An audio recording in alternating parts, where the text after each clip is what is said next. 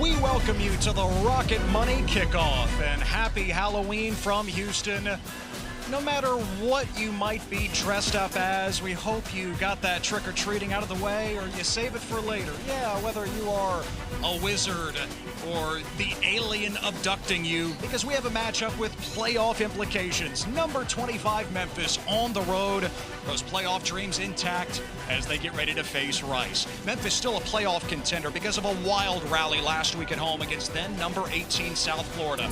Down 14 in the fourth, Greg DeWosier made it a one-score game.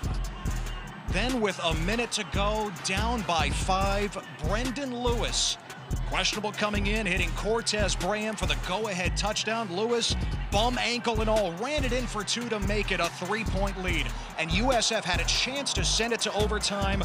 Nico Grammatica from 52 yards, wide left. Ryan Silverfield's Tigers pulling off the upset. And hi there and welcome inside historic Rice Stadium, and happy Halloween along with the Don, Dustin Fox. I'm Ted Emmerich. Marilyn Payne coming up in just a bit. And listen, we've got to make you an offer that you can't refuse, and that is a game with playoff stakes. Memphis, Dustin, the only team in the group of 5 that's ranked in the top 25 right now. The road to the college football playoff is laid out before them. Listen, we just said it. They were a minute or two away from being swimming with the fishes, so to speak, right? Last week. But here it is. You know, they're 7-1. Everything is in front of them. Essentially tonight, it's a playoff game. Play in and play on. Yeah, Memphis at 7-1 on the season, and we take a look at the best chance to reach the CFP from the Group of 5. Again, highest-ranked Group of 5 champion earns a spot in the playoff. It's presented by Rocket Money. It's actually still South Florida, even after Memphis beat them. Yeah, very interesting. South Florida obviously took care of North Texas earlier this season, an impressive road victory, and lots going to happen in the next 24 hours because we've got a big matchup tomorrow afternoon. North Texas hosts Navy. Navy still has to play Memphis. Navy still has to play South Florida. Memphis still has to play Tulane next week. So there's a lot at stake here. Rice has been an afterthought football-wise for years. They hope that changes with this man, Scott Abel, in his first year as the head coach. New era, new offense with Abel, and they're coming off their biggest win this season, a double overtime victory against UConn, and Quentin Jackson was the star. Yeah, he really was. I mean, this guy, for his stature, at about 5'6", 5'7", 170 pounds, maybe soaking wet, he's electric. He's elusive. And they just got to try to find ways to get the football in this young man's hands, and they did last week, especially when it mattered the most, and that was in crunch time. That was when they got to overtime, when he got the job done. You know, he had over 240 yards all-purpose. Talking about 80 yards receiving, over 160 yards on the ground, had a touchdown as well. This young man has got to touch the football at least 20 times tonight. 2 touchdowns in regulation, 2 touchdowns in overtime last week against Connecticut. Memphis certainly hopes that it is not in for a scare here on Halloween. They are on the road on a short week. Memphis and Rice on the way, and the Rocket Money Kickoff is after this.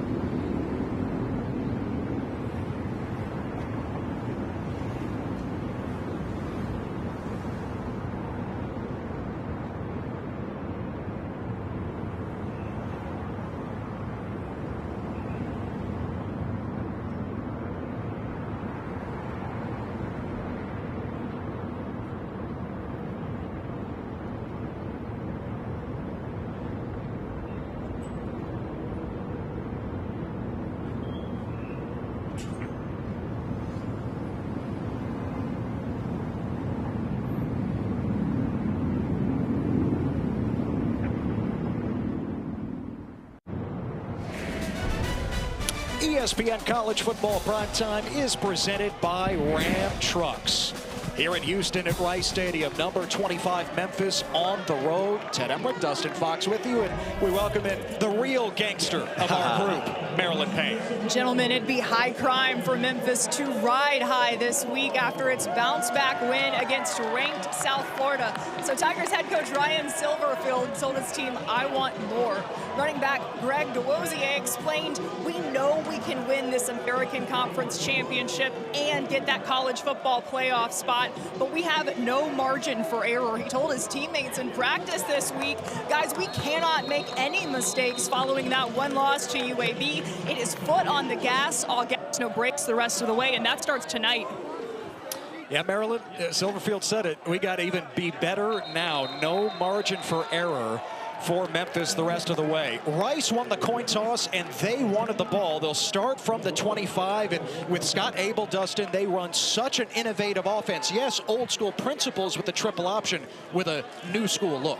Yeah, it is a very new school look. It's something that you don't really see a lot in college football. They run what's called the gun choice, and they run it with Chase Jenkins, this electric, elusive quarterback who is one of the more dynamic athletes you'll find in college football. And boy, they love to be able to have the football in this young man's hands every snap. And they run it with Quentin Jackson, who had the 4 touchdowns a week ago, and Jackson picks up 6 on first down. He had 24 touches a week ago, a career high, just 5'7", 160, Dustin. But Scott Abel says that he plays so much bigger than he really is. Well, there's no doubt. I mean, you saw it last week, and you saw it right there on that last run. I mean, he's a physical, powerful runner that can get downhill in a hurry. Give it to Jackson again, and he is stacked up by Sam Brunfield. Memphis leading tackler, the transfer from Virginia Tech, limits him to a gain of 1. Yeah, that's a big dude in the middle of that defense, Sam Brunfield, who has just been a dominant player every stop along the way. You mentioned Virginia Tech. Before that, Middle Tennessee, and was even a baller at Northwest Missouri back in the day. 3rd and 3 for Rice. They would love to play keep away against Memphis tonight. They've got to convert 3rd downs like these. Jenkins pulls it, finds Drayton Dickman, and he is tackled in the flat. Chris Bracey, the safety, says too small. A loss of a yard, and Rice has to punt. And that's exactly the start that Memphis would love to have, and the exact opposite, obviously, for Rice. 3 and outs are the enemy of any triple option attack, and that is a big stop. Great stop there by Bracey, as you talked about there, a young man who has been through a little bit of adversity this season, but is now kind of finding his footing in the secondary for Memphis. Lost his starting job before earning it back. Sutton Smith awaits the punt from Alex Baqueta. And a little contact there, and the flag comes out. Smith was bumped. And of course, the flag is thrown.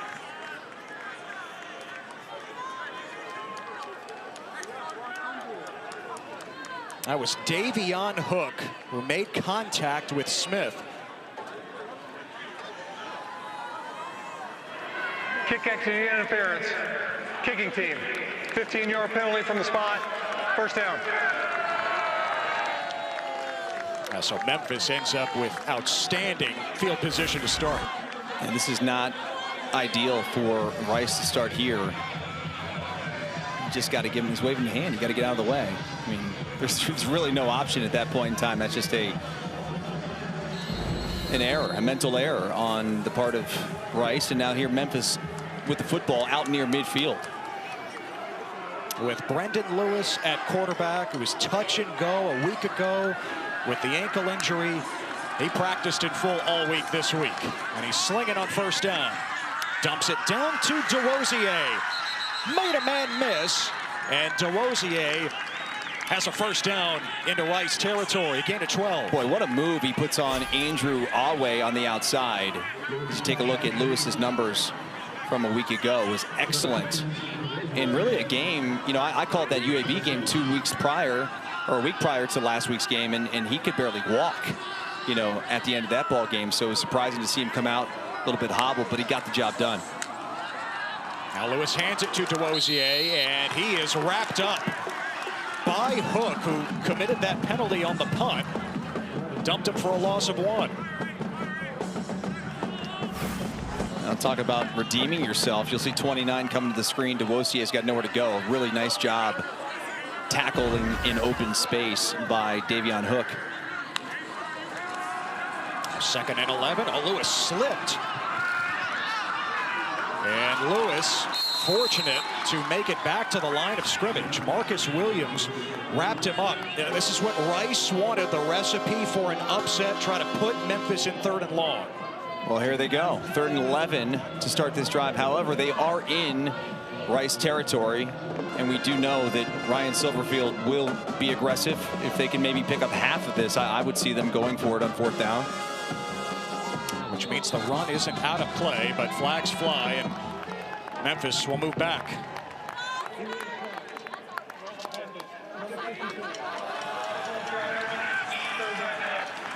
That's on the center, Yukari Walker, the Colorado transfer. So 3rd and 16 now for the Tigers. False starts have been an issue for the Memphis Tigers going back to that UAB ball game 2 weeks ago. The 8th false start in the last 3 weeks. On 3rd and 16, Lewis hangs in and connects. It's a 1st down for Cortez Braham. What a season he has put together. And he puts Memphis inside the 20 with a gain of 30. Boy, this was just too easy on the outside. It's a deep in-cutting route at about 15 yards, which is what the line to gain was. And as Braham comes across, the ball's delivered in stride, and it's a zone coverage where all the cushion was just too much.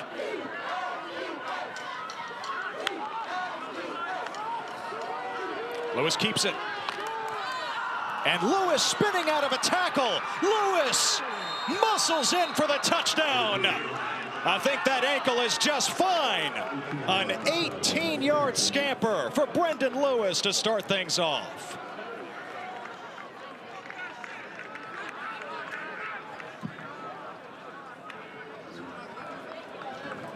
What a job by Lewis. This is obviously has a chance to be a pass as he looks off the fake and then breaks a really, well, not a great attempt there, obviously, by Jack Kane. But Jack Kane's playing with a club on his hand, so you could see he was not able to wrap up.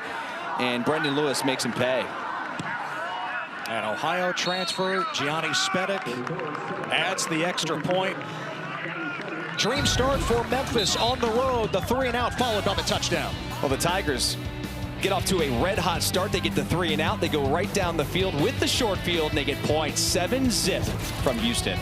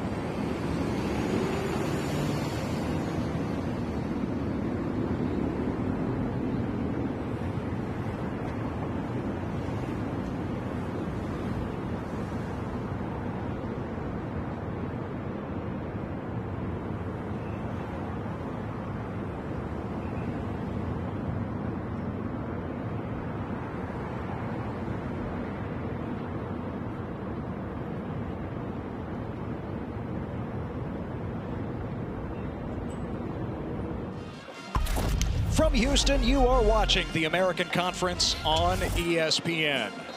Down South Maine, Rice University, 75-year-old Rice Stadium, number 25 Memphis in the playoff hunt, off to a 7-0 lead over the Rice Owls. Ted Emmerich, Dustin Fox, Marilyn Payne, our entire crew. Memphis forcing the 3-and-out on defense, and they take advantage of the short field. Brendan Lewis with his team-leading 8th touchdown run of the season. It's something that's a little bit different for this Memphis offense, because when you look back at the history, at least the last 4 years, when Seth Hennigan was the quarterback, they didn't have that option. I mean, he was a pure pocket passer, but to have Lewis now, it really gives Tim Cramsey, their offensive coordinator, a lot more options in terms of their playbook. Well, we didn't see much of Rice's offense on their first possession. Scott Abel putting in the triple option out of the shotgun at Rice. There we go. It's called the gun choice, and the choices are as follows. You can hand the football off easily, just like they do right there. Quentin Jackson takes that to the house. The option 2 would be to pitch it on the outside. Again, you're running it out of the shotgun, so your quarterback, Chase Jenkins, has all time to read the edge of the defense, can make that pitch, can hand the football off, or can take off and hold it himself and go for a touchdown run. And they can also, by the way, throw the football a little bit too. Jackson runs it to the 30-yard line, a gain of 5. And something you brought up with Abel yesterday when we sat down with him, this can be the ultimate playing field leveler against a team like Memphis. Totally agree. And, when you're at Rice or some of these other programs that have just struggled year in and year out to get talent and try to just go toe-to-toe, it's darn near impossible. And so they've decided to go with the sort of the way of the academies and decide to go with a little bit of triple option and not block everybody. But right there, you might want to block that young man. Yeah, you want to block Puda Walker. Yeah, Puda needs blocked. 305-pounder. That's a loss of 2 to bring up 3rd and 7. Yeah, 6'1", 305, the 5th-year senior out of Pensacola is he's someone you might want to get a body on there in the middle of that Memphis defense. But back to the point, as we have a 3rd and 7 coming up here, it does, I think, level the playing field. Ted, they've got 4 wins already. They had 4 wins all of last season.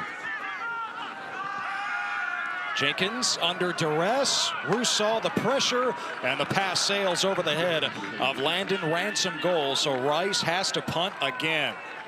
Boy, 6 offensive plays by Rice's offense, and we're about to have our 2nd punt.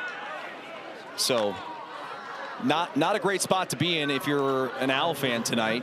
And obviously Memphis is most likely going to have pretty good field position here to start their 2nd drive. Ted, this is not an offense built to play from behind. No, sir. Got to watch out for Sutton Smith in the return game. Had the 99-yard kick return for a touchdown against UAB a couple of weeks back. Won't get a chance to return this one. Heck of a punt. As Paqueta angles it out of bounds near the 25. Timeout. Memphis has the ball back. Up 7-0 here in Houston.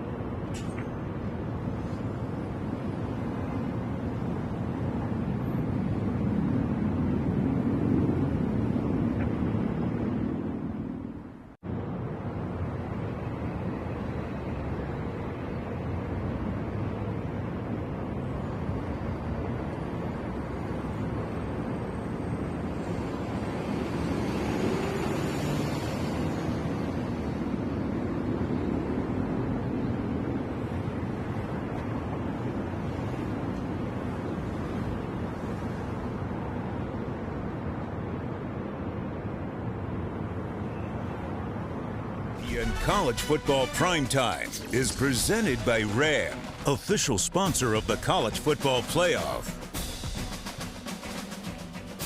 Rice coach Scott Abel says, yeah, football was my first love, but I was just a better baseball player. He was a catcher, led Longwood to the Division II College World Series. He was in the Royals minor league organization. He was a catcher, Dustin, a field general on the diamond. He says, that's what gave me my head start as a football coach. Well, if you are a catcher, you are a, as you say, field general.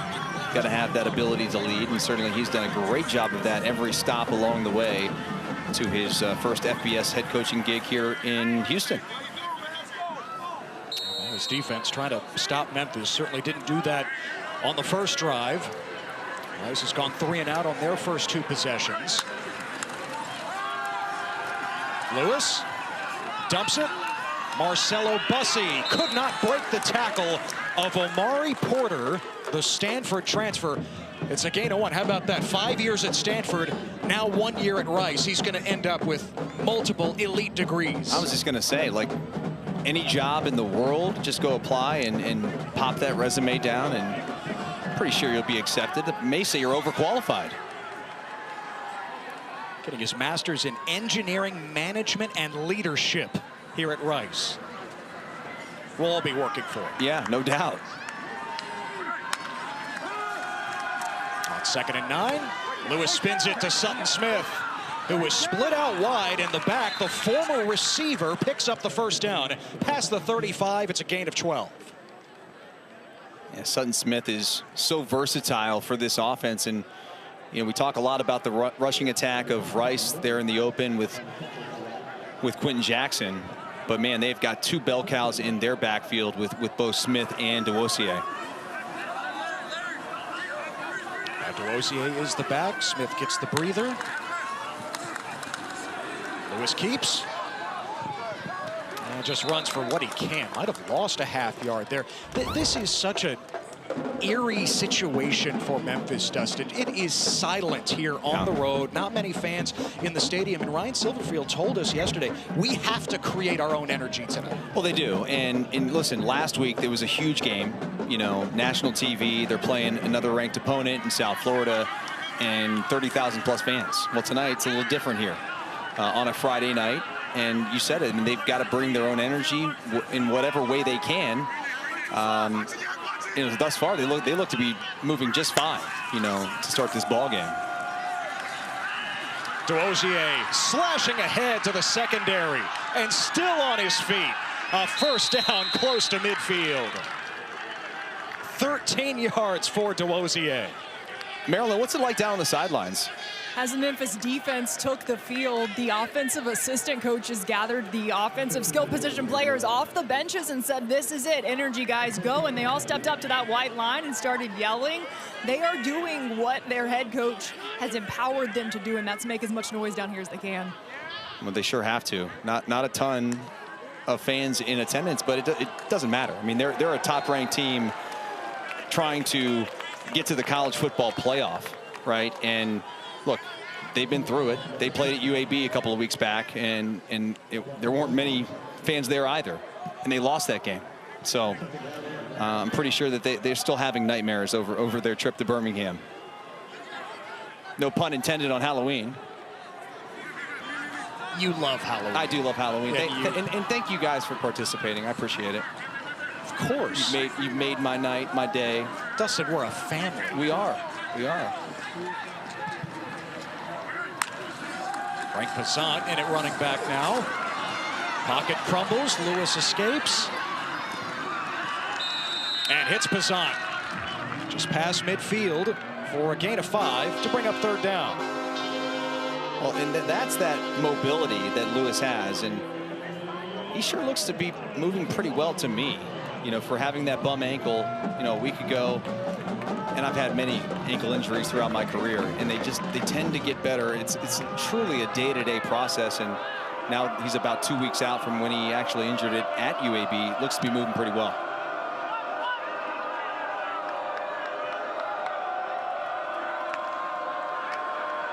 On 3rd down, Lewis over the top, and it's Brendan Lewis's first incompletion of the night. Marcelo Bussey running down there with Omari Porter. Porter had great coverage. It was one-on-one, and really in that situation, Brendan Lewis was just trying to take a shot and throws it up there, hoping his receiver can run underneath it.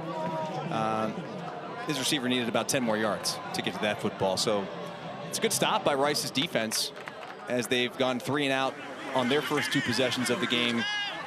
They get their first stop on defense. The Aussie Lachlan Kerrigan, the true freshman, a product of Pro Kick Australia, like so many punters in the game these days. Sends it out of bounds. Tyson Thompson brought it in across the sideline. Can Rice put something together? Down 7-0 against the playoff contender, Memphis.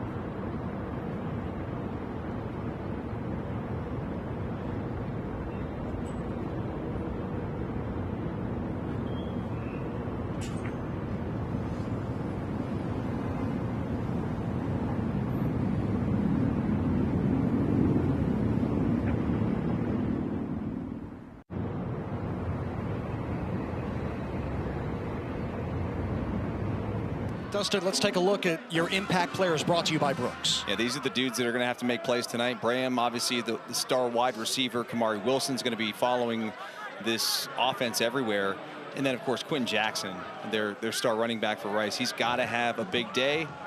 Blake Banish. Love this guy on tape. You're going to love watching him tonight when he makes plays at his size. I mean, he can move.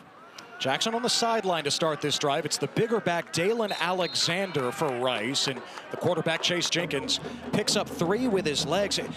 For this gun choice offense to work, the quarterback has to be a threat on the ground. And Jenkins, kind of like Brendan Lewis for Memphis, he has healed from an ankle injury recently. Yeah, he's finally getting back to being himself. They had, how many quarterbacks, Ted, played against UTSA? 4, 5, 6? I don't know how many played in that game. Obviously, the score was was not what they would have liked. He got out of hand, but there was a reason for that. They were on, I don't know, their 6th-string walk-on quarterback.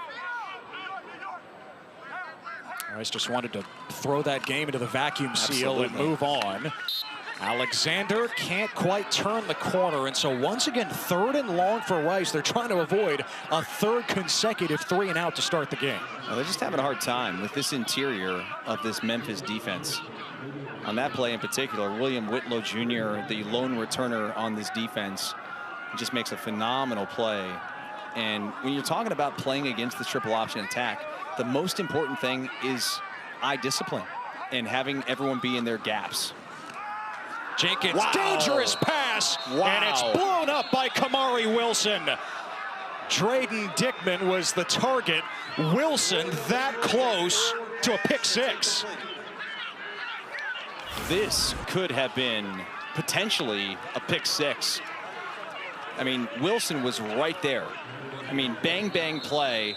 I don't even know if he saw the ball. He was just kind of looking at his target, which was the receiver. Now they're going to take a look, and was that a backward pass? And if it was a fumble. And guess what? It was recovered by Kamari Wilson. There was a recovery right as it happened. So that would be very, very interesting. They'll take a look at this one, partner. And that's what you need in this case as Memphis, that clear recovery in the field of play. Matt Overton is the referee. There's collaborative replay in Pittsburgh for the American. Another look, is this a backwards pass? Well, he throws it from about the 11. If our wonderful crew can give us one more look at that, it'd be fantastic. It's hard to tell because he was right around the 10. This will be a good look. Wow. You know what, man? I'm glad I'm sitting up here and not in the replay booth, because I don't know how you tell that one. That's very, very close. Again, just ahead of the 10-yard line. To me, that looks like it's back a little, just I mean, maybe 6 inches behind the line of scrimmage. But to me, that was, from that look, a backwards pass. The second angle, Dustin, I think made it look that way. Here's the call. It was recovered by the defense. However, a whistle was sounded. It will be 1st and goal for Memphis at the 7-yard line. And it is a fumble recovery for Memphis. Yeah, give the belt to Kamari Wilson. He's the champ now. And just tremendous awareness by Kamari Wilson to be able to pick up that football, not knowing that it could be reviewed. Maybe in that moment you're just thinking, hey, react, the ball's there, and let's get on it. And man, very interesting too. When we chatted yesterday afternoon with Ryan Silverfield, the head coach of Memphis, and obviously their defensive coordinator, Jordan Hankins, they were saying Kamari Wilson's got to have a game. Well, partner, he's had a good one to start. They give it to DeWosier, 1st and goal for Memphis. And he reaches the 6. Yeah, Kamari Wilson wants to make it back to the college football playoff. He was there as a special teamer for Arizona State a year ago, and now as a key player on this Memphis defense. Absolutely. And we're in the green dot tonight to start the game for their defense, which is unique. They rotated around for Coach Hankins to be able to talk to different players at different levels of the line of scrimmage on defense. Lewis keeps it, and he weaves inside the 5, so 3rd and goal for Memphis. Ty Morris prevented the touchdown. 3rd and goal from the 2. This is the best red zone offense in the nation, Dustin. Nobody converts red zone trips into touchdowns better than Memphis. 82% on the season. Trying to punch it in on 3rd and goal. They have 23 touchdowns out of the 28 times they've been down here. The only time they didn't score any points was in that UAB game at the end. Pazant powers ahead for the touchdown. Memphis does cash in off the turnover, and they add to their lead here in Houston. So much credit is given to Sutton Smith and Greg DeWosier as their bell cow backs out of the backfield, but man, Frank Pazant, he's a big physical guy. That's now his 4th touchdown on the season. So certainly you get around the red zone, around the goal line, man, he's a guy, you want to get the football in the hands of 22 as well. So they have a wealth of riches in the backfield, Ted. Wilson set it up with the fumble recovery. I think that's our best look, and from that angle, it certainly looked like a backwards pass. You see where Jenkins planted his foot, and with the arm angle, the trajectory, Wilson was right on top of it. Absolutely. And then to be able to get points off of the turnover is huge for this Memphis offense.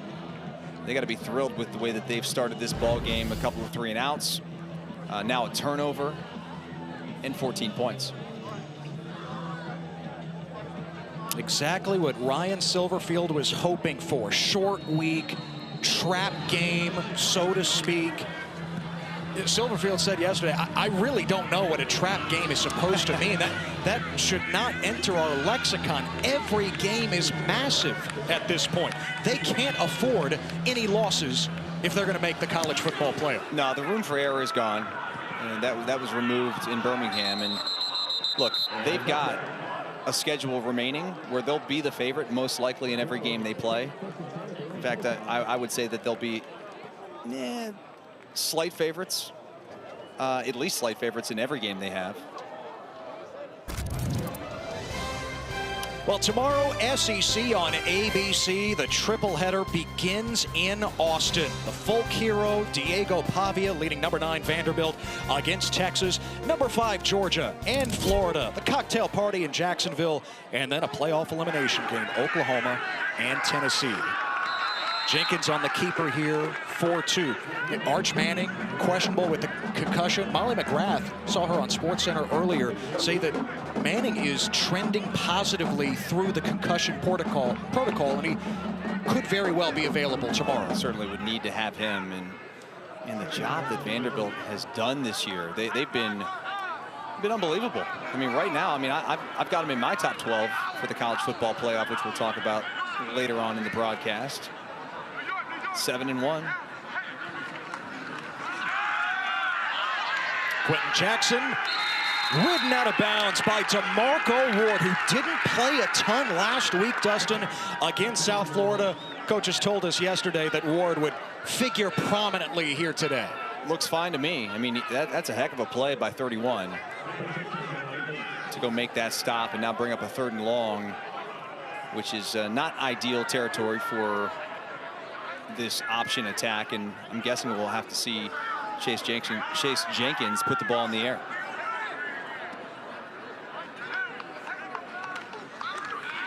On 3rd and 8. Jenkins feeling the heat, and he is buried inside the 20. Jaden Maribel along with Jalen Bell. Loss of 10. It's hard to tell. I thought it was 98, but it's 93, and then you got 99 bearing down as well. Poodle Walker.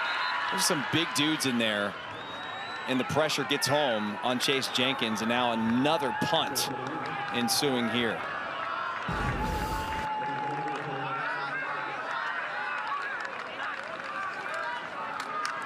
Make it the 3rd punt of the night for Bacchetta, who goes down. And Smith goes down as well. More contact on Sutton Smith, the return man, and 2 flags are out. Yeah, this is going to be on Marcus Williams, the safety, who wears number 4, not the quarterback, Chase Jenkins, but Marcus Williams is the defensive kick catching back interference. Special teams. Kicking team, number 4. 15-yard penalty from the spot of the foul. 1st down. The 2nd time Rice has committed kick-catch interference against Sutton Smith on a punt. I don't know what's going on there. I mean, I've played gunner many times. When you see the return man about to catch the football, you have to chop your feet and break down and not lunge your body. It's something you work on in practice, and you've got to have that awareness. It's just a mental error right there now twice by the Rice punt team. We talked with Marcus Williams yesterday, Dustin. He was so excited for tonight. Called it an opportunity to show that, yeah, we can ball too here at Rice. Just way too overeager there.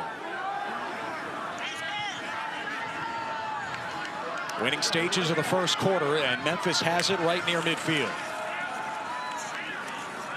Lewis drills it. That is caught. Brought in by Jaden Thompson, just his 4th catch of the year, and it goes for 16. Gosh, this is just such a good throw by Brendan Lewis. He throws it right over the linebacker's head, Andrew Awe, in between the safety. I mean, it's a very small window to throw that football, and he delivers it on the money. Memphis going to try to sneak in a play before the end of the quarter. No, they won't. But they have it at the 35 of Rice on the other side. Already up a couple of touchdowns on the road as they try to stay in the playoff race.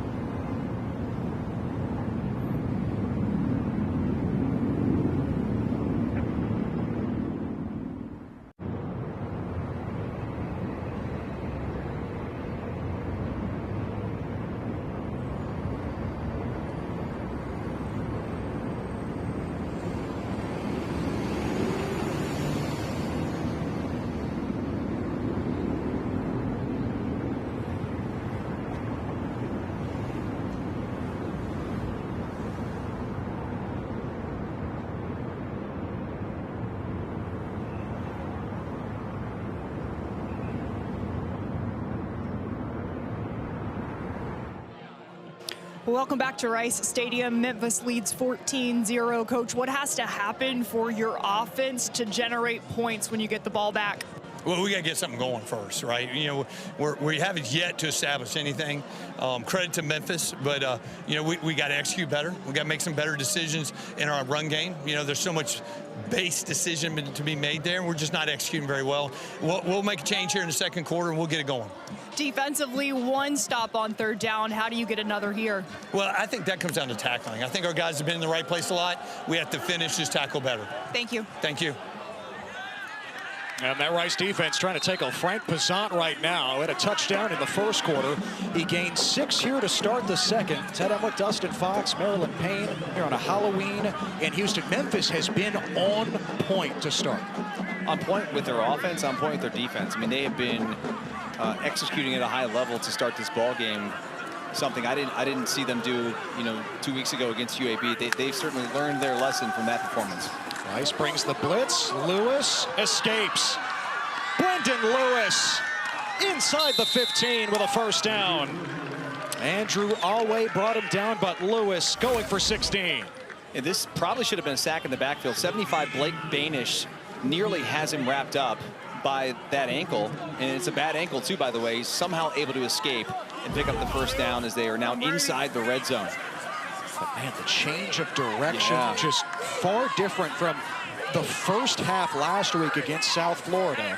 He was a much better runner in the second half in that win, and he looks even better so far tonight.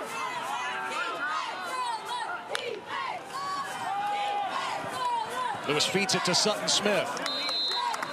He carries it for a yard. Aquinas Clemens, the tackle for Rice, undersized to say the least, listed at 5'10". Scott Abel said it yesterday. He's more like 5'8", but man, he balls in the middle of that defensive line. Yeah, he said he's tiny in terms of stature, but man, 281 pounds at 5'8".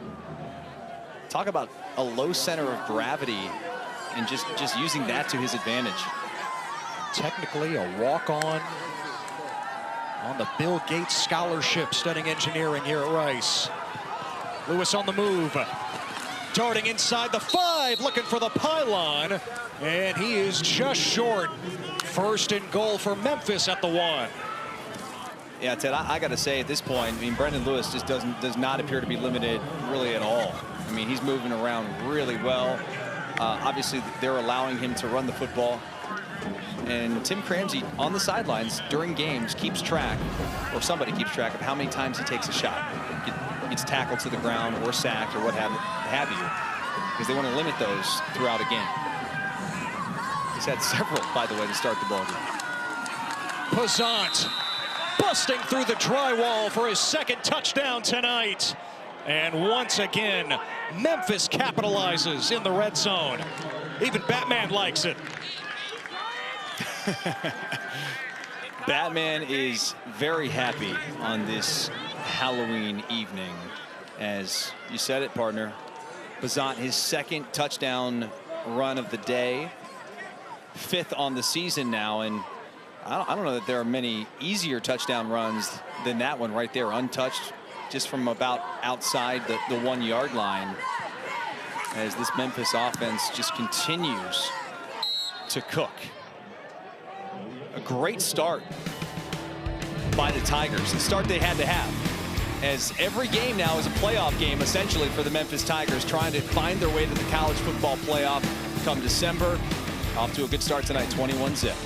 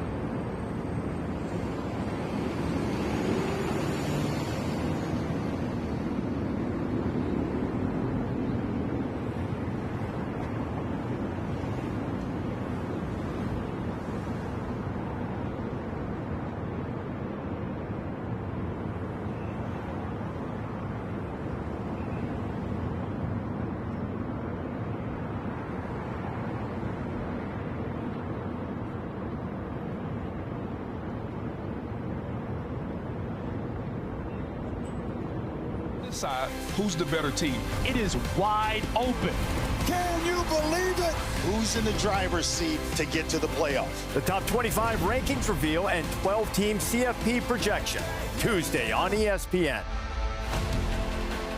Yeah, for the first time this season, we will take a look at those CFP rankings. With a win tonight, where would Ryan Silverfield's team be? We check out the rest of their schedule, and two that stick out, Dustin. Tulane next week, also on a Friday night. Tulane coming off the loss to UTSA last night. The trip to Greenville on the 15th is going to be a very, very interesting matchup. I like what the Pirates have done this year, especially with their offense. That as it said right there, 55%. So that's going to be a tight ball game according to our analytics, which are never wrong, by the way. Never. But I do think it's going to be a fun game to watch. And we'll have some more answers tomorrow afternoon around 3:30, 4 o'clock, as that North Texas Navy game will be concluding. Back at your old stomping grounds, partner. What a game that is in the American. What it has turned out to be the only game between two 7-win teams, maybe in North Texas, tomorrow. DeAndre Hardiman Jr. scored his first career touchdown last week for Rice in that win over UConn with his first carry. Rice has -3 yards as an offense so far.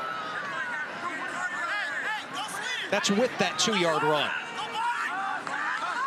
I'm speechless, to be honest with you. I mean, I expected them to be able to move the ball at least a little bit.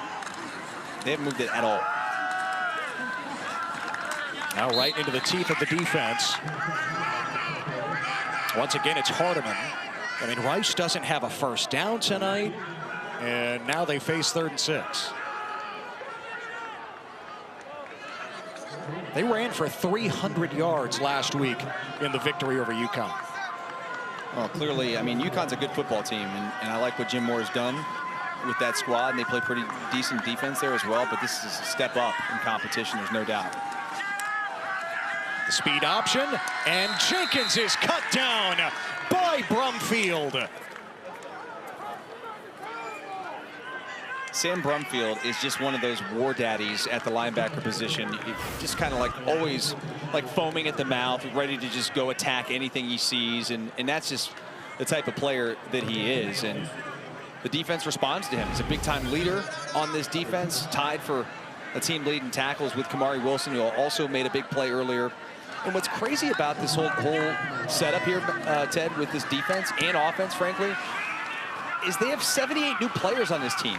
So to be able to put together all these new faces, it's amazing. Smith, a nice return up to close to the 45, and another punt, another flag on a Rice punt here, this time away from the return. It's on the opposite side of the field, closer to the line of scrimmage. During the kick, holding, return team, number 33. 10-yard penalty from the end of the kick, first down. It's on Donovan Mathena of Memphis, up 21-0 on the road and looking to do more damage.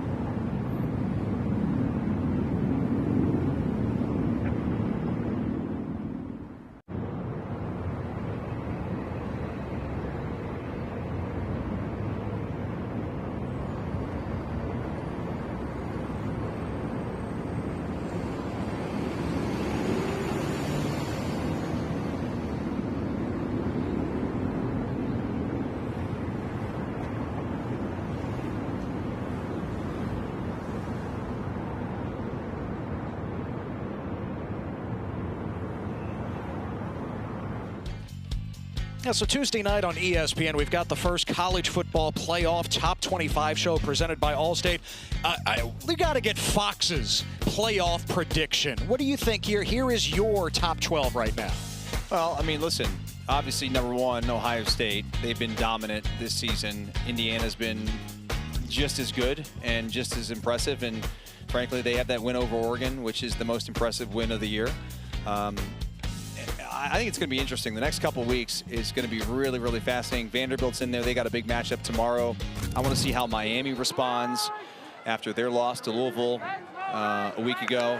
And so we'll see. Memphis, though, gets that 12 spot. How about that? And Memphis is in that picture, certainly, starting with their worst field position to open a drive. And the pass is caught by Marcelo Bussey for a first down and a gain of 12. Don't forget, you can go to ESPN.com/Allstate Playoff Predictor. Check out your team's chances to make the college football playoff. Well, if that bracket started today, they would be playing Georgia in round one. Into the flat and on the run now. Bussey again. Room to roam. Inside the 30, a big play for Bryce Dorsey. Dorsey probably takes this to the house, Ted, if he didn't hit a turf monster at about the 50-yard line. He gets it tripped up right there, and then it slows him down just enough to allow the Rice defenders to have the angle and bring him down. And now the football's going to be inside the 15-yard line because they're roughing the passer at the end of this play.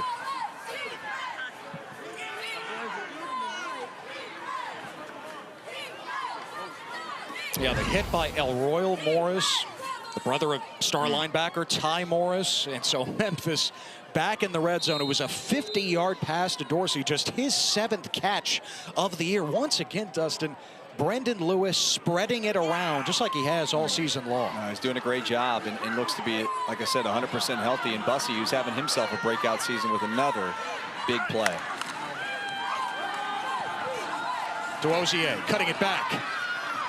And tripped up inside the 5 by Marcus Williams. At the 1, make it 1st and goal for Memphis. Gain of 11. Ted, I just love the way this dude is able to get north and south.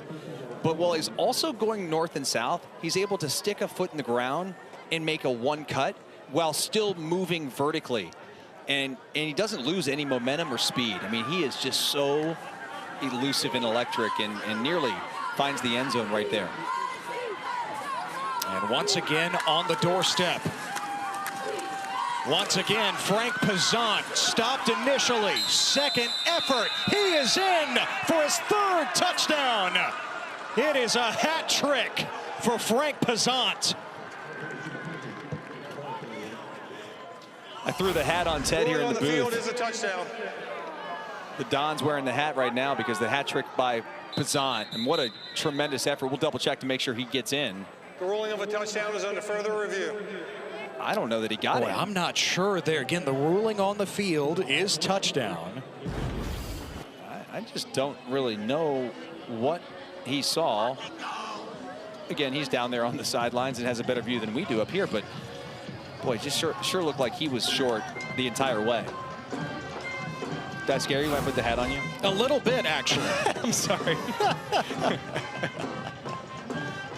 What a collision that was right there with Andrew Awe. My initial thought was, as he turned, did that ball cross the line? I can't tell from this. And again, as we know, Dustin, you certainly know it, just looking to cross that initial bit of white. It's not as if it has to make it into the blue of the end zone. Does that ball cross the plane, the white goal line? Again, touchdown is the ruling on the field. And you got to have enough, something that is clear and obvious to overturn it. After review, the runner was short of the goal line. It will be 2nd and goal at the half-yard line. And apparently there was something clear and obvious to the crew to take the touchdown off the board. And it's 2nd and goal. Well, you know what's going to happen here. the exact same thing. One more time. You're going to hand the football to number 22 and let him attempt to get his 3rd touchdown of the day so he can wear a hat around the Memphis facility on Monday. He's already got a hat on and a helmet. Just give him a different one. That's right. The biggest back that Memphis has. Once again in there, this time behind Matt Adcock. Lewis sneaks it. Short. Peel back the pile. Didn't get in. 3rd and goal.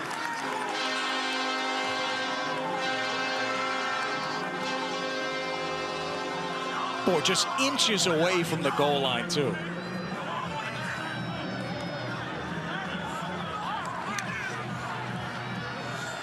One more crack at it. Will Lewis sneak it, or will he hand it to Pazant?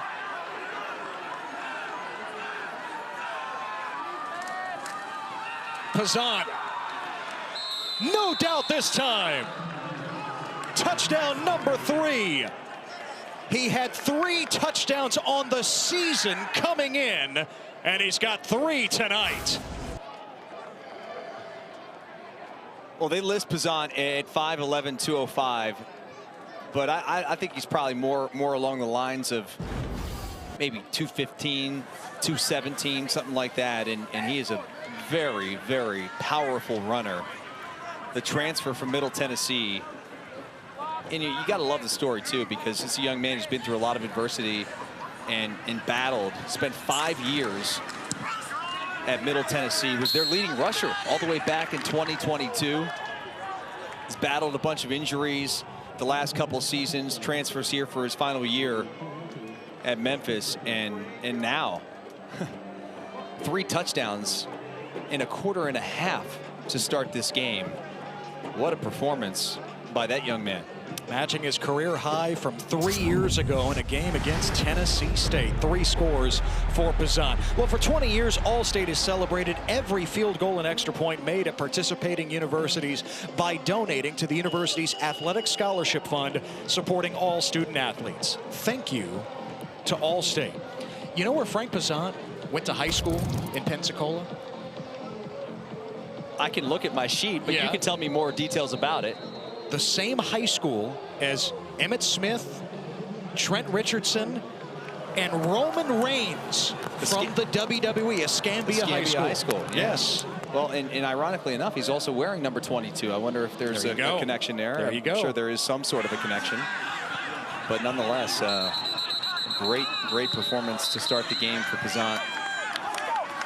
Saw the slip by Spedic on the kick, and certainly affected things as Rice will have it inside the 30. Frank Pazant's the real OTC here tonight for Memphis. 22-yard line.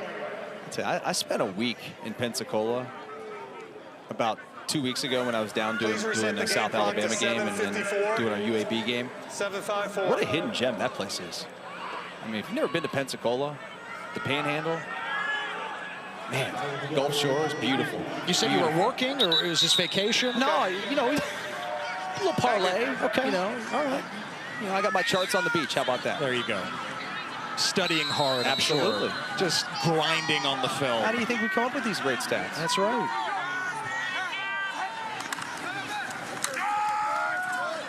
Jackson trying to give Rice some semblance of life on offense, and he crosses the 25, picked up 4. Chris Bracey brought him down. Again, Rice still does not have a first down.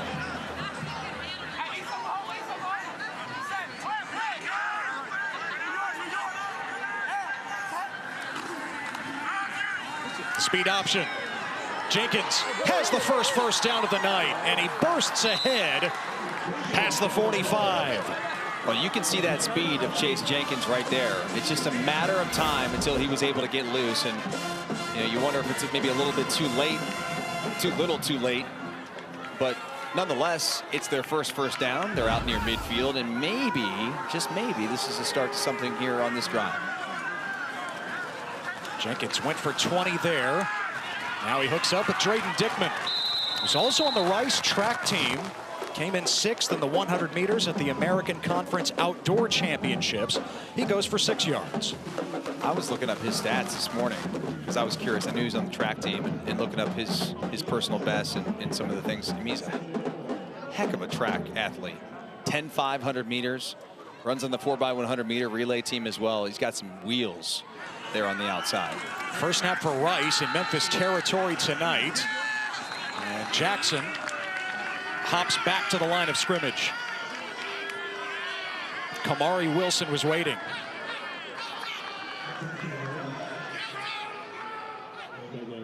Oh, we talked with Jackson yesterday, and he embraces that underdog mentality, as he should at his size.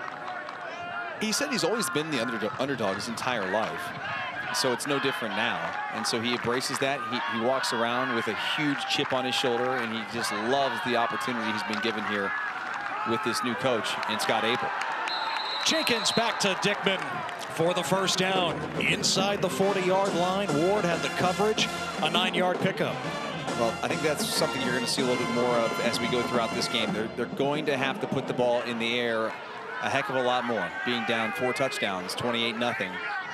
I think that connection, Jenkins to Dickman, is something that could provide some juice for this offense. Can you think triple option? You think, oh, what do? Throw 5 times a game? No, that is not how this offense is designed. And Jenkins could have to throw it a lot more tonight, considering the state of the game. He runs here for a couple. Well, Ted, a week ago, they ran for over 200 yards, right? But they still threw the ball 22 times. Yes. Chase Jenkins did. He was 17 for 22 for 191 yards and a touchdown. Those aren't terrible numbers, especially when you're considering that's a triple option offense. And Jenkins was so excited to make the move back to quarterback, was recruited as a QB here in the Houston area, moved to receiver under the old regime. When Scott Abel took over, he said, "You're my guy." Jenkins gets drilled as he throws it away. Drew Watts clobbered him. Watts was bearing down, and luckily he's able to get that pass away, just really throwing it away to out of bounds. He was trying to find Ransom Goals.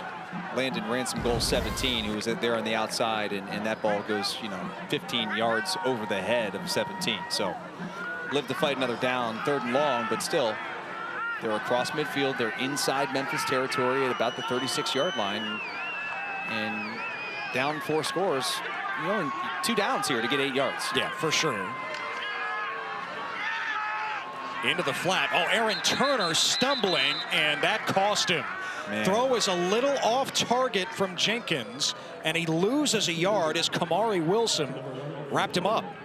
Yeah, wasn't really part of the play design, but had he handed that ball off to Quentin Jackson up the middle, I mean, he was not going to be touched until he got the first down. And now that's the sixth tackle for loss by this Memphis defense. Yeah, 6.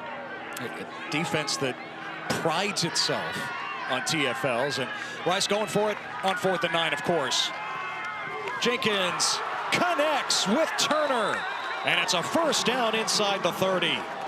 Wow, that is a heck of a job by Rice in their offense, and really Chase Jenkins avoiding pressure. There is all kinds of pressure bearing down on him by this Memphis Tigers defense, and then just puts it in a spot where he gives his receiver Aaron Turner a chance, and he's able to corral it. And Turner's one of the few vets that Rice has in that receiver room. This is now the 10th play of the drive for Rice. Just trying to cobble something together before the end of the half. Now Turner on the jet sweep. And Turner working his way to the 20-yard line. Well, this is what you're seeing, how this offense can be effective. 11 plays now. 11th play coming up, I should say. And they're moving the ball. Had they done this on the opening drive, I mean, it could be a different story. Instead, they're down 4 scores, but I do like the way that they're getting something going here on offense. Jenkins pulls it. Open man. Oh, my goodness. The hands of Micah Barnett, the tight end. There is a flag down. Oh, my goodness. Micah Barnett was going to walk into the end zone. Holding. Defense, number 31. 10-yard penalty, automatic first down. Now Rice does move forward with the penalty on DeMarco Ward. Barnett had his first catch of the year last week and almost had his first career touchdown. Yeah, you can see 31 here off to the right. Grabs the jersey of Dickman down the middle. But it really didn't affect the play. I mean, the play was to Barnett, and Barnett just has to catch the football. Only has one reception on the season. That was a week ago. The one catch for 28 yards. So first and goal at the 10.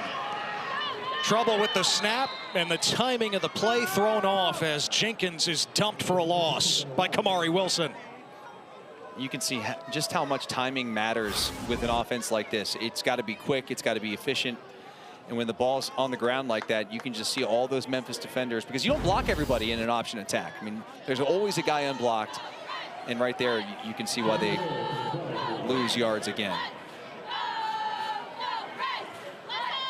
12th play upcoming here. As we approach the 2-minute timeout.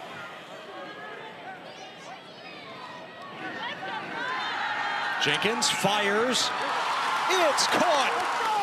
And it's a touchdown for Aaron Turner. Rice finally reaches the end zone. This does not look like an option quarterback to me. This looks like a legitimate quarterback here. Rolls off to his right, puts that foot in the ground, steps into the throw, delivers a strike to Aaron Turner on the outside. Turner has come up with 3 big plays now on this drive alone. Had the catch on 4th down, had the reverse, and now the touchdown. Turner's first touchdown reception as a Rice Owl. And Enoch Goto, oh, that low line drive somehow sneaked over the crossbar. That was a knuckleball. To make it 28-7. That just wobbled on through. From our vantage point, I thought someone maybe got a hand on it, because the ball never has that low of a trajectory, but it just skates in. But the Rice Owls are on the board. They go 12 plays for 7, 28-7 here from Houston.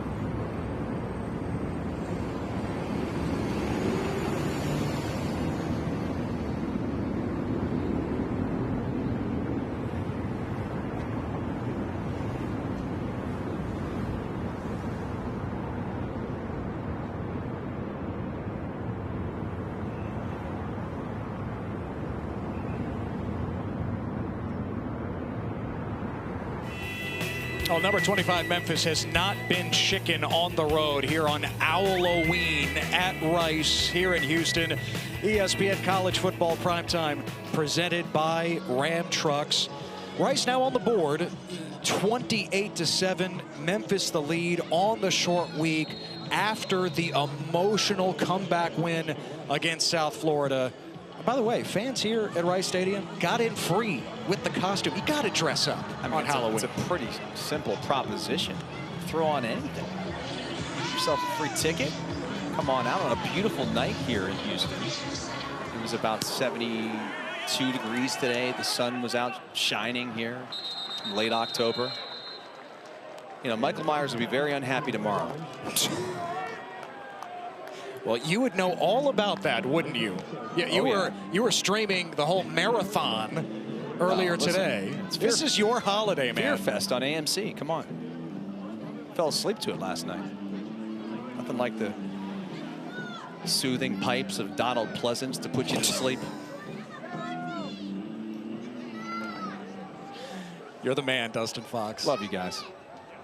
I'm surprised you just didn't show up in full Michael Myers costume. Oh, I mean, I gotta be heard on the air. I mean, that mask doesn't really provide the best acoustics. That doesn't work. One play here before the 2-minute timeout.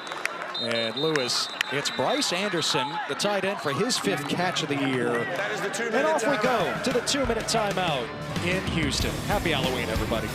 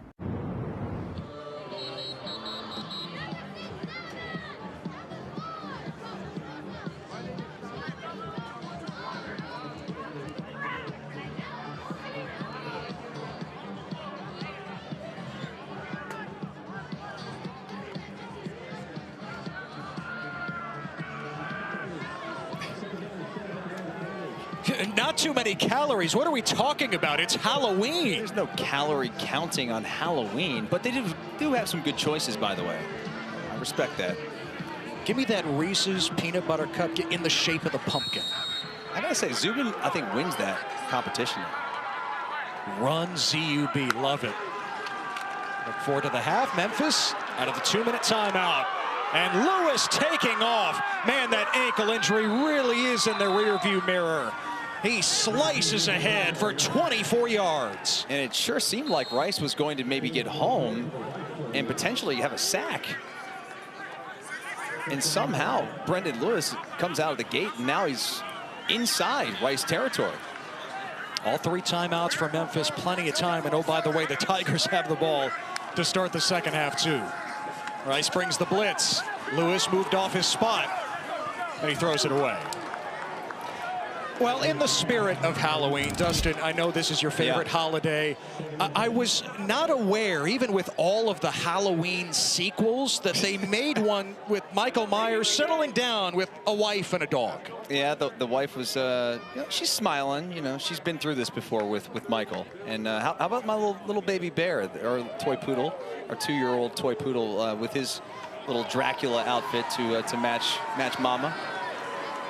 Again, you dressed up before Halloween.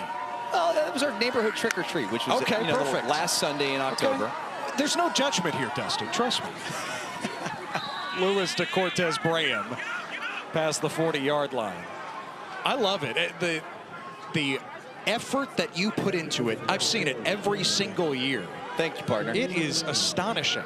Well, I appreciate it. You know, I have to thank my father for scaring the bejesus out of us when we were kids. My brother and I, you know, we grew up, with our dad just coming in our bedroom with different masks on at random points of the year. I mean, some kids watch cartoons on Saturday mornings. You watched Halloween. We learned early. Lewis to the sideline. Oh, from the opposite hash. What a throw that was to Brady Cluse. And a first down, gain of 11. Brady Cluse, might as well call him Mr. Clutch. He came up with a couple of big catches late in that UAB game. Has not had a huge impact for this team, but that is a great catch. Get that toe down inbounds, and the Tigers continue to move the football as they've got about 1:15 to go. Now it's Duozier hammering inside the 25. Yeah, it's been Lewis with a touchdown run tonight. Frank Pazant with 3 of them. Memphis. And Memphis is threatening again as they call timeout with 1:11 to go. So this week on Sunday, NFL Countdown, before that big matchup in the AFC, the Chiefs and the Bills, Alex Smith goes all access with Patrick Mahomes on the art of the off-platform throw. Plus, live from Detroit, J.J. McCarthy is back for the Vikings as they match up with the Lions and Randy's best catches from the week in You Got Moss. Sunday NFL Countdown, 10 Eastern on ESPN. Who are you liking that one on Sunday? Chiefs, Bills? Yeah. I think Kansas City really is the Death Star now that Rashee Rice is off suspension. Give me the Chiefs. Thought we were friends. Oh, come on. No, I'm kidding. I'm kidding, partner. I'm a Bills alumni here. I hear you. I hear you. Should be an awesome game. I'm getting season tickets at the new stadium. You already lined up for that? Have an appointment on Monday to pick our seats. Monday, okay then. Lewis avoids the blitz. Flag is down in the backfield. There was a face mask, and that's what the official's going to call. Yeah, Chibi Nua-Juaku was in pursuit. Maybe it's a hold. I stand corrected. Against Memphis, it looks like. Offense, number 78. 10-yard penalty, second down. It's on the right tackle, Travis Burke.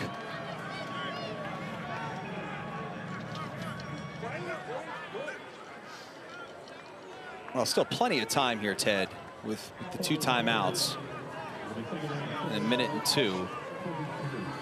However, the problem is it's, second and 17. Of course, you can't put anything past this Memphis offense this year, and especially tonight.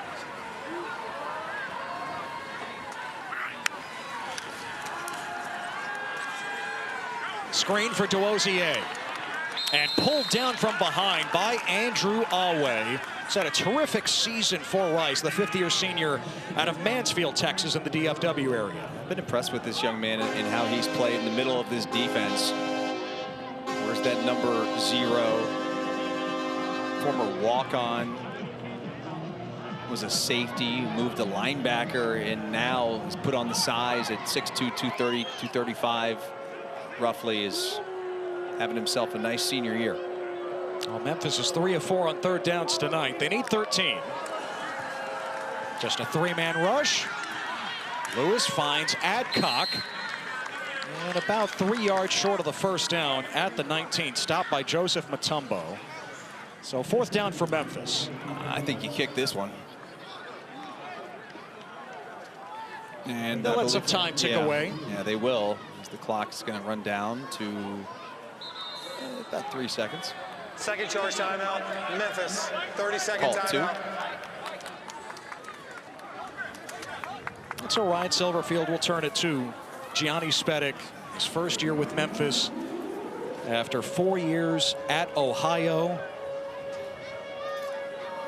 Lewis engineering the drive here at the end of the half. He and Memphis will have the ball to start the second half. Just a picture-perfect first half so far for the Tigers. No, it's been excellent. Really, the only area where they let down a little bit was just that last drive, which you can't stop everybody all the time. But for the most part, if they make this kick, they'd be thrilled to be up 31-7 at halftime. Gianni Spedic from the Cleveland area, Chardon, Ohio, was a 4-sport star in high school. Not just soccer and football, but also baseball and basketball. Up in my neck of the woods, Northeast Ohio's own Gianni Spedic. This is from 37 at the end of the half. And Spedic nails it.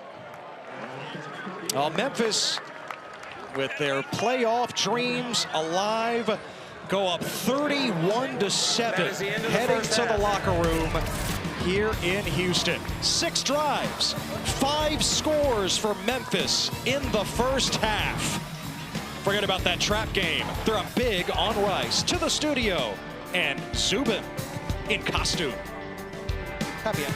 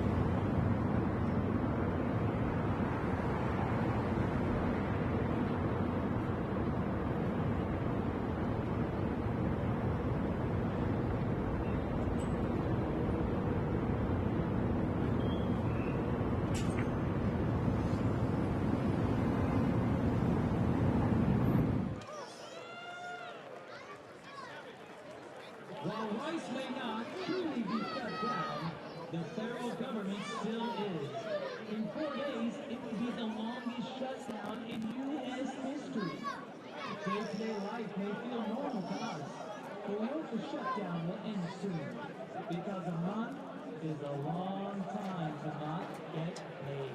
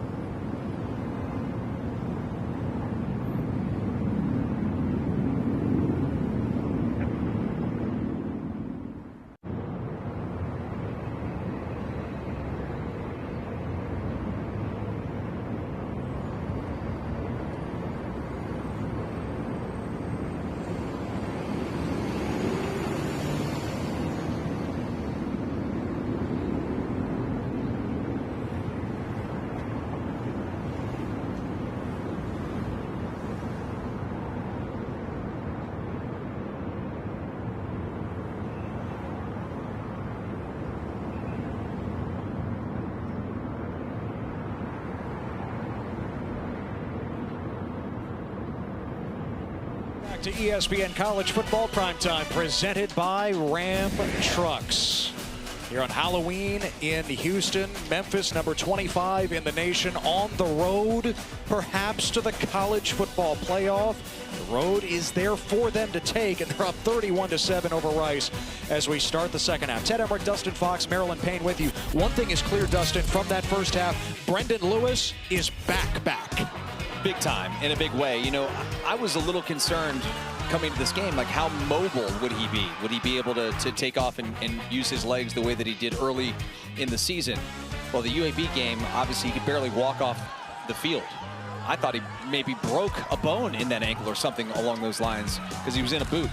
But he comes back against South Florida, looked really good a week ago, but this to me tells me that he's now nearing 100%, and that's huge for the remainder of the season because, you know, they continued to do what they've done the first half here. If they can go to 8-1 here tonight with the 3 games remaining, Tulane, ECU, and Navy, they need him to be 100%, and so far he looks great tonight. And Enoch Goda pops it up, trying to find the soft spot, but Memphis does recover. It's Brady Cluse. So clutch yet again. We check out the first half stats brought to you by Tums, and of course Memphis domination. They had 5 scoring drives in the first half, while Rice had 5 first downs. Some of the other numbers tell even more of the story. Well, they pretty much got, talking about Rice, all of those 66 yards on that 12-play drive, you know, that led to a touchdown. But hey, it's something to build on for Rice. You know, if they can maybe get a stop, get a score, we'll see. You know, being optimistic here. Brendan Lewis has been darn near perfect. Spreading it around again, 9 different receivers among the 14 completions, and he's the leading rusher for Memphis tonight. Frank Pazant has 3 touchdowns, and Pazant just will not go down. A gain of 10 on first down. Maryland? Memphis head coach Ryan Silverfield came out of the locker room bringing the energy that he wants his team to maintain. He said, we have to be more effective, efficient, and less sloppy on offense. He said, you asked about discipline yesterday, and you were not talking about our sugar consumption. We haven't done a good job tonight of being disciplined. He added he knows Rice is going to come out with a passing attack, and he wants his defense to completely clamp down on that once the field flips. Yeah, Maryland's the real mob boss tonight here on Halloween. You know, she is the 3rd member of the American Gangsters, as we've coined our crew this evening, the mobsters here in the South. You are my favorite Paisan, by the way. Oh, you're a sweetheart. That run by Pazant on first down went for 9.5. Now a 3rd and 2 for Memphis. They were 3 of 5 on 3rd down in the first half. DeWosier is the back now.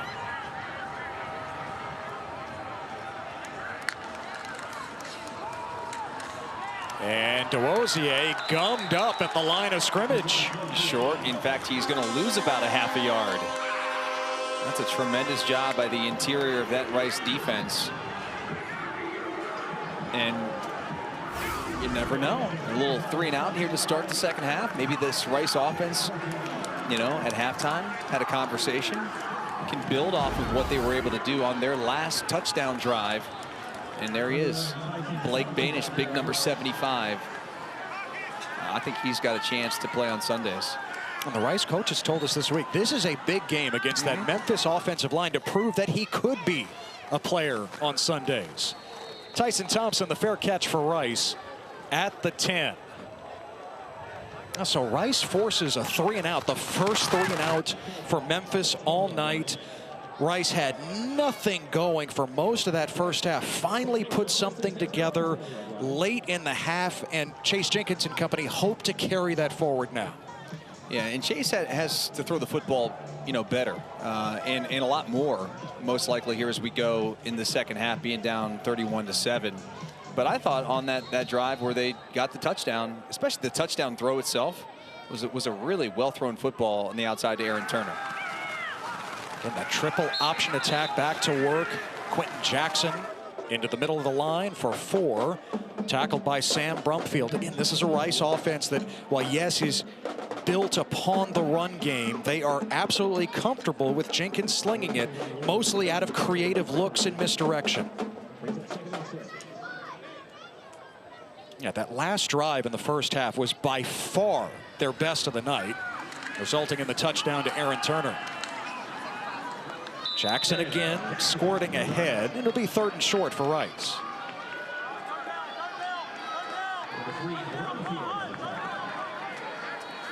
Now Jackson's been bottled up for the most part tonight. 3rd and 2. Swing it to Dickman. And he is wrapped up.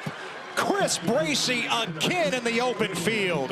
Had the huge game last week defending passes against South Florida, and he's making tackles in the open field tonight. Bracey's unblocked on this snap on the outside, and you can see this ball's thrown immediately, but as the ball is thrown, number 5 is already out of his break, and he's about to tackle Dickman. That's got to be out in front of him a little bit more. And nonetheless, it's going to be a loss and a 3-and-out again by this Rice offense. Make it the 5th 3-and-out of the game for the Owls. Baquetta the punt. Prater short of Sutton Smith, and does take a Rice roll close to the 35. A 48-yard punt by Baquetta. 31-7 for the playoff contender, Memphis.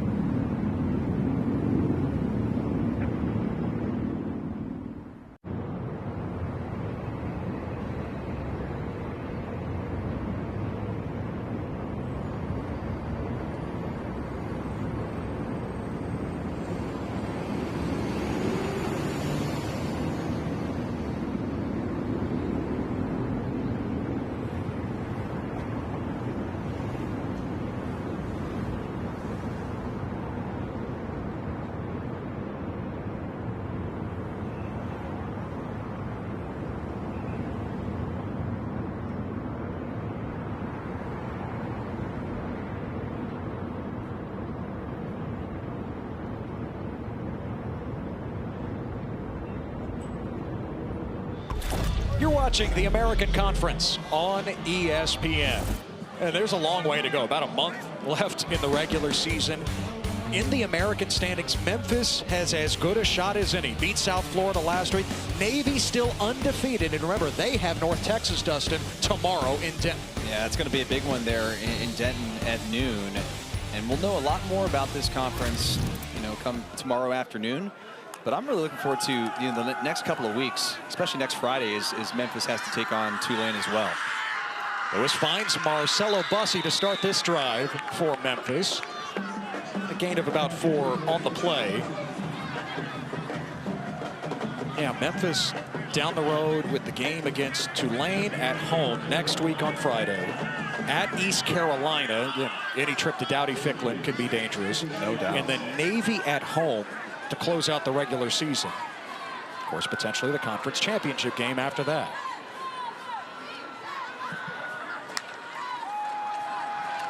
Here's the blitz. Lewis goes down.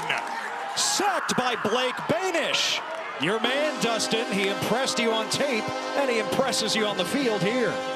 Big old 75 at 6'3", 341.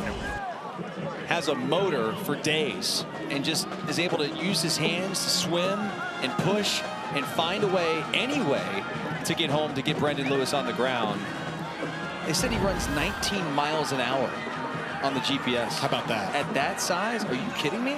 He drives it 300 yards on the golf course. Just a natural athlete at that size. He can do anything.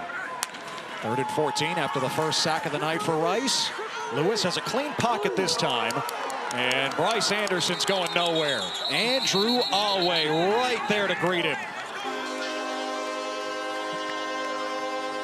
The former walk-on corner turned safety, now linebacker Alway with the stop on 3rd down. Alway's been everywhere tonight. I mean, he really has made a lot of plays. Being around the football is the best thing you can say about a middle linebacker. And you know, you wear that number 0. It's always a special number to have the single digit, but to get the 0, I mean, he's got to make some plays, and he has been everywhere tonight. So Rice forcing back-to-back 3-and-outs by Memphis to open the second half. Came after it on Kerrigan there. Got it away to Thompson. And a fair catch at the 20. A timeout here in the 3rd quarter. Rice trying to mount a comeback.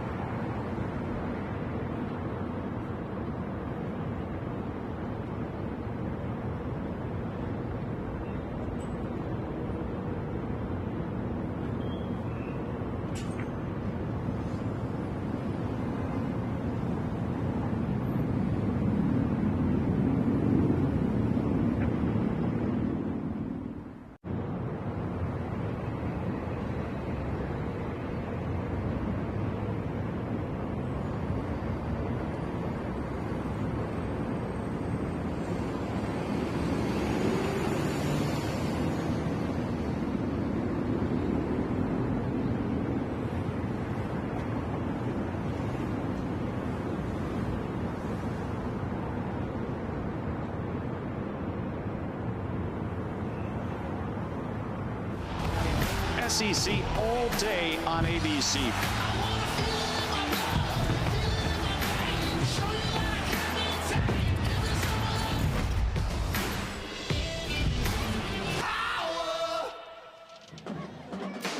take that seat on the couch and enjoy all day tomorrow on ABC. Vandy, yes, Vandy, one of the stories of college football this year at 7-1. And unprompted yesterday, Rice coach Scott Abel told us what Clark Lee has built at Vanderbilt is what he has in mind at Rice. Again, a program with the high academic standards. That is Abel's vision for Rice. He can dream. Oh, they've done a tremendous job this season. Started the season 3-0. All those wins came by 20-plus points. They're getting it done on offense. Jenkins, after all the window dressing, could not hit Landon Ransom goals, who was open downfield. Yeah, he had him open down the field, just not able to put it on him. And it's going to take time for Rice. Abel admits as much. Yeah, they're probably a year or two away in terms of getting their personnel that they feel like can really run this type of offense, their type of kids. I mean, it's going to take a little time. Now, Dalen Alexander had a 100-yard game a couple of games ago against UTSA. Goes for a couple. It's 3rd and 8. As Abel told us, Dustin, I want to build a program here, not a team. He's not going to go into the portal. He really can't at Rice with the academics to fill all the gaps. No, he said they'll use it for a gap filler from time to time. But, like, Memphis had 78 new players this year. That's just not going to happen at Rice. It's just not going to be the case. And so their idea, really their goal, is to recruit players, keep them in-house, build that program, build the tradition, the culture, all those things you talk about, and run this type of offense. Jenkins on the roll, and the pass is caught. That is Ryan Guio with a gain of 6. So 4th down now for Rice, just past the 25. Yeah, I don't think that they're crazy for thinking about going for this here. I mean, you're down 24 points. 8 to go. It's 4th and 2. It's not 4th and 5. Now Rice converted that 4th down on their way to a touchdown late in the first half. Going 4 deep in their own territory here, down 31-7. Jenkins, time running out, trying to extend the play. And the pass is caught for a 1st down. James Falk, the sophomore tight end, with his 2nd catch of the year, a 9-yard pickup to move the chains. I have no idea how Chase Jenkins is able to get away and find his tight end, James Falk, down the field. I also don't know how all the linemen didn't end up downfield beyond the line of scrimmage for illegal men downfield. Great job by everyone all the way around to pick up that 1st down on 4th and 2. Now Jenkins keeps it on the option, and he skates for a 1st down past the 45. Maryland. Offensive line coach and offensive coordinator Vince Munch gave the offensive line a lot of yelling, honestly, when they took seats on the bench after the last drive. He had guard Patrick Valent stand up beside center David Stickle and said, "Stickle's got 2 inches on you. Why is he lower than you are holding blocks? Stand up beside him." You see that? That should never be the case. I want you guys to tighten it up there. Well, they certainly tightened it up in the last couple plays, and here they go again. With Alexander to the edge. And he picks up a couple more. And Abel has said specifically up front, that's where this offense is going to hum. And he admits it's probably going to take another year in the weight room for what is a young offensive line this year. Yeah, and you have to learn how to play in this sort of offense. It's a little bit different. And when you're going to run the ball as much as you do, you're recruiting a different type of player.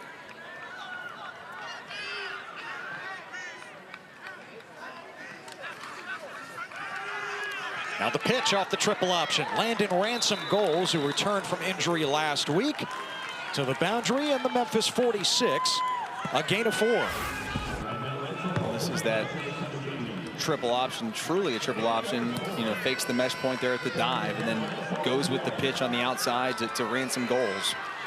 He puts it in a manageable 3rd and 4 here.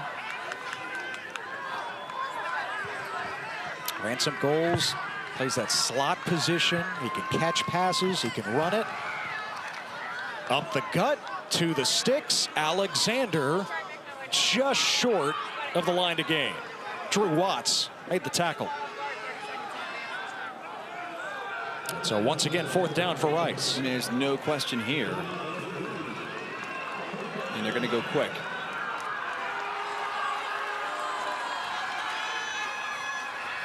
And it's Alexander tumbling ahead for the 1st down to the 40-yard line.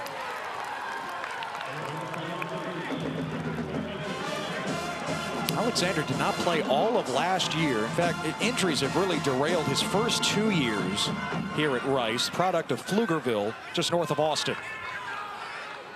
Now the 10th play of the drive. And down 31-7. They're taking Rice should think about maybe speeding things up just a little bit. Just going to say the same thing, partner. DeAndre Hardiman Jr. Again, it's a good-looking drive, but you got to go more up-tempo, don't you think? I do. If you're trying to get back in the game. I mean, there's only so much time left, and goodness, this thing's now approaching 12 plays. And you can see if the score was flipped right now, just how demoralizing it would be for a defense. For sure. And Memphis is more than happy to sit out here all day and give you 3 yards a carry.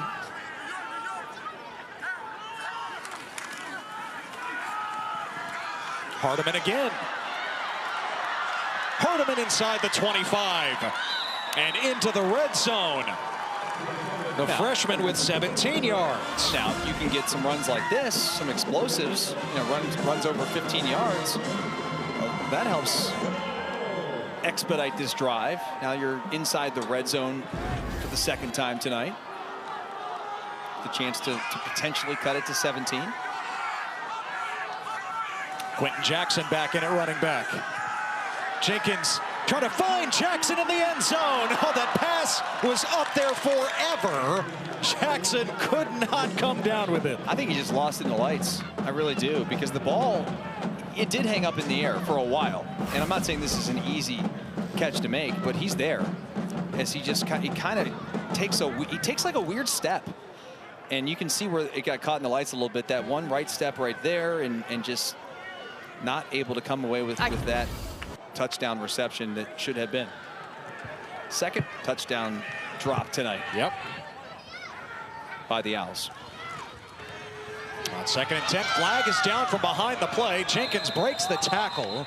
He's inside the 10. But again, a flag back at the 25. Personal foul. Illegal chop block. Offense, number 71 and 53. 15-yard penalty, 2nd down. That's on the true freshman, Cole Principi, along with Luke Miller. So 2 Rice linemen with the chop blocks. Yeah, they call those. It's going to be on the right side of your line. One's going to go high, and when you see 53 Luke Miller go low, I mean, Cole, the freshman, is just blocking up high anyway. So Miller's got to be aware, where he's going with his body as he does go to the ground. That's an easy call. And now, for an offense that's been, getting 4 or 5 yards. Okay, well now it's 2nd and Denton.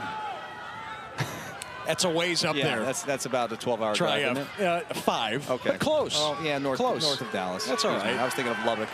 Pitch it to Dickman on the reverse, and he gets decked by William Whitlow Jr., the all-conference defensive lineman from a year ago. It's a loss of 10. Well, now they got to get to Lubbock. Yeah. Lord have mercy. Great job here by William Whitlow Jr. staying at home. That's that discipline they talk about so much. Man, think about how this drive has turned from a touchdown drop to now 3rd and 35. I don't think the triple option is designed to convert 3rd and 35. No. What an outlandish statement. Jenkins slings it off the hands of Turner, and it's intercepted by Amarian Cooper. They call him Duke. Flag down. Cooper on the return into Rice territory near the 40. And another flag at the end. Well, once that goes into that bench on the sideline, you never know what the heck's going on over there. So that's where another flag comes out. So there'll be some extracurriculars to sort out here for the officiating crew. Assuming it stands here, Omarion Cooper with his first interception in 3 years since he was a Florida State Seminole. Twice. Part of his first stint with FSU. Yeah. He's had 2 of them in between a stop at Colorado. He's had a winding road of a journey for a college football player.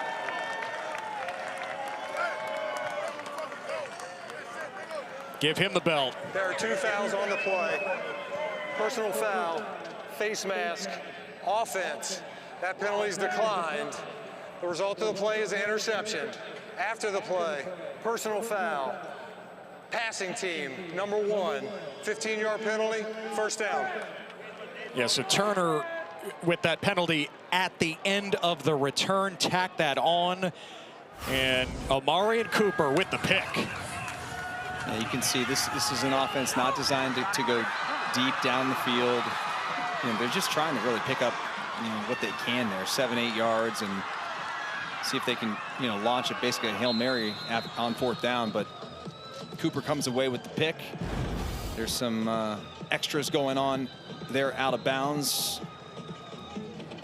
in the Memphis sideline area. And now the Tigers going to have a really nice starting field position on this drive.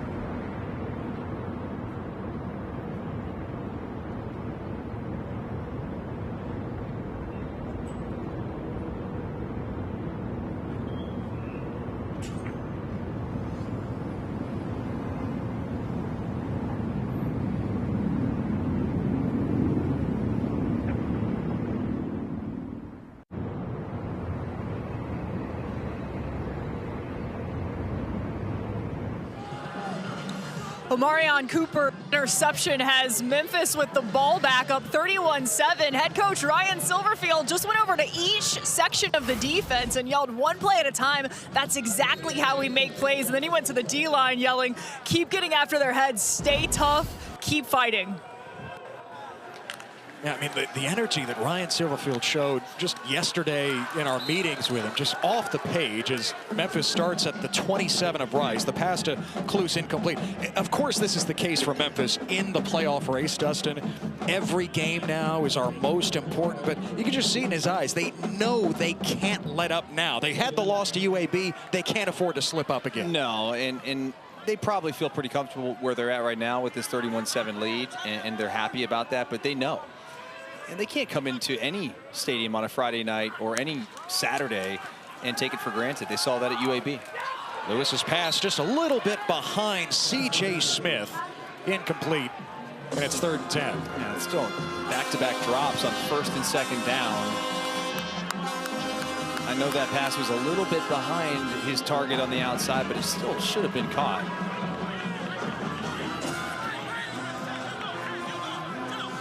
It's the first time tonight Brendan Lewis has thrown back-to-back incompletions.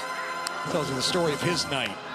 Not to mention what he has done on the ground as Memphis leading rusher. 3rd and 10.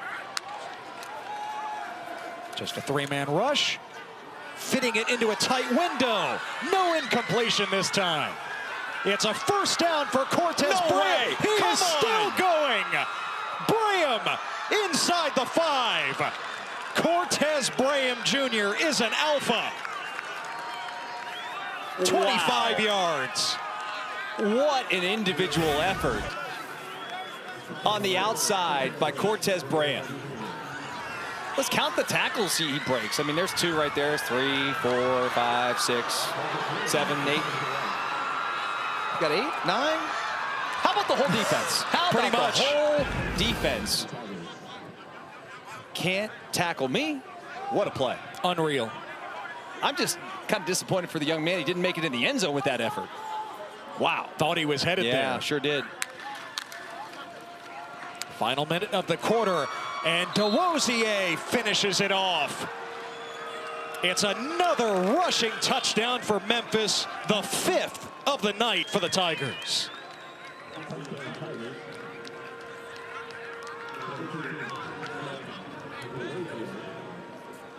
I feel like DeRosier should go give that touchdown ball to Braham because he earned it with that effort on that catch and run to set up that 1st and goal in the easy touchdown run for DeRosier. The 7th touchdown of the season on the ground.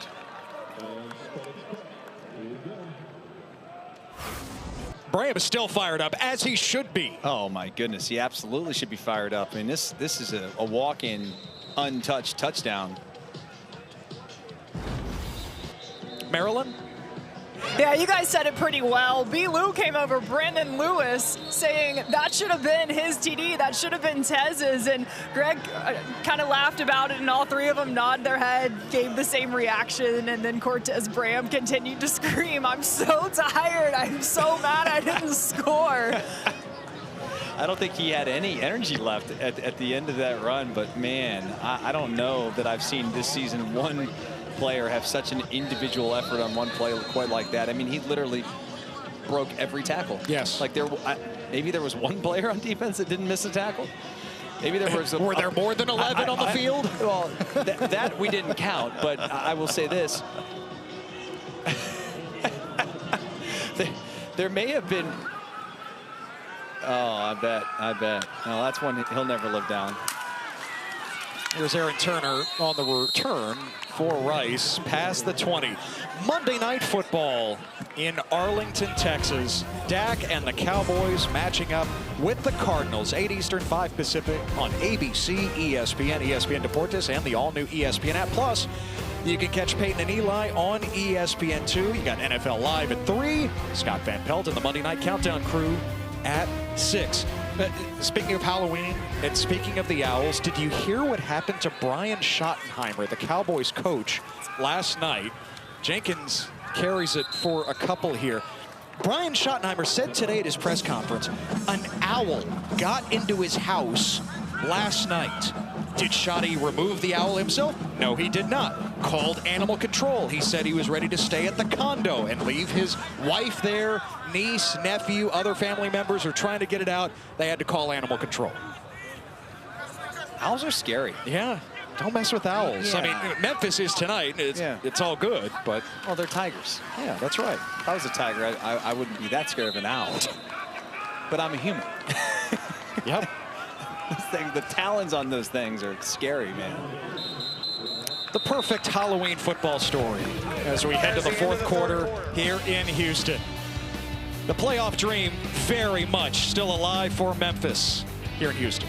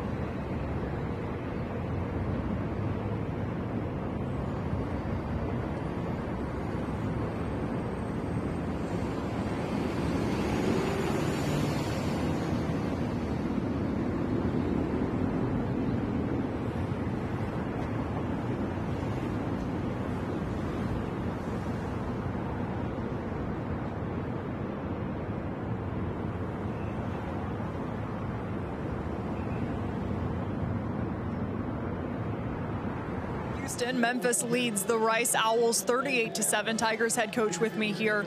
Describe what would make up a perfect fourth quarter for your team. We got to keep them off the scoreboard. I mean, I've been disappointed with some of the stuff that we've allowed. Can't allow any more explosive runs. We're leaving some guys open in the passing game. And offensively, too many self-inflicted wounds. We're not playing clean enough. I'm actually quite disappointed with the way we came out at halftime. Thank you. Thank you. Go Tigers. Well, Ryan Silverfield's team did go 3 and out. Back-to-back drives coming out of the locker room. In terms of explosive runs, Memphis has allowed 3 runs of 10-plus yards. They are holding Rice to 2.5 yards per carry tonight. Yeah, they've done a pretty amazing job. They've held them to 1 of 11 now on 3rd downs. Memphis defense has held Rice. I mean, they've not really been able to do anything outside of that one drive. Well, the last drive they went down and we saw how that thing turned around, but goodness gracious, they've played outstanding. It's the 6th 3-and-out that Memphis has forced tonight. And a nice roll for Paqueta inside the 10. You understand why Ryan Silverfield is saying all of this. There are much bigger goals ahead than just a win tonight in Houston. The win tonight keeps them in the playoff hunt as they head into November. No doubt. You go to 8-1 after tonight. You start your focus on next week against Tulane, as they've got to come to Memphis, Liberty Stadium. And I promise you, Tulane's going to come in there like their hair on fire after what happened last night against the Roadrunners down in San Antonio. Now, Jake Retzloff got benched. Yeah. That blowout loss. There was some interesting comments by Coach Traylor after that game. And some words exchanged between both staffs. I mean, you can go look it up if you want some entertainment on this Halloween evening. We're always looking for entertainment on Halloween. Lewis carries for 11 to start the drive. Worst starting field position for Memphis inside their own 10. Again, the story for Memphis has been the ground game. 5 rushing touchdowns, 3 from Frank Pazant. Lewis had the first one of the night, and he actually leads Memphis on the ground. Again, moving past that ankle injury from a couple of weeks ago in the loss to UAB. Lewis gave up the flat route. Instead, over the top to Jamari Hawkins. And if Hawkins is able to keep his feet, he may have taken that down the sideline for Lord knows how many yards, maybe even a touchdown, but just can't keep his feet up underneath of himself. But nonetheless picks up the first down, and they're moving the chains out near the 40. Hawkins has been a big play target all year, went for 19 there. Now 11 different receivers have caught a pass for Memphis.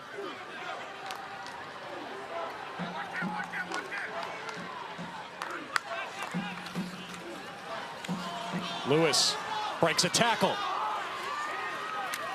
and eludes past the 40. Takes a shot from Tony Ayenyenwu, the outside linebacker, and Lewis picks up 4.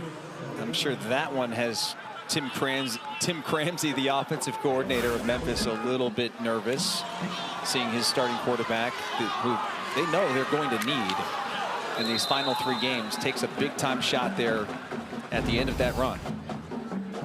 Listen, Brendan Lewis has talked about it, too. He's not going to slide very often. No, and listen, he's a tough kid. Yeah. I'm not taking anything away from him, but I know what Tim Cramsey's thinking behind the scenes as he's watching his quarterback, take a couple of big-time shots.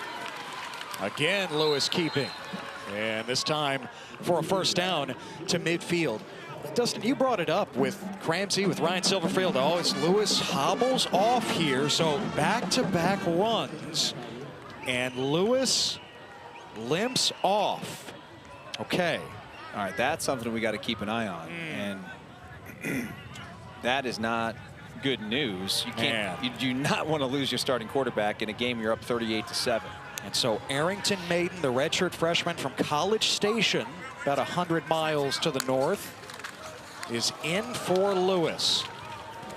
And Sutton Smith is back to the line of scrimmage. One more look here. Boy, just as Brendan Lewis was back to full strength.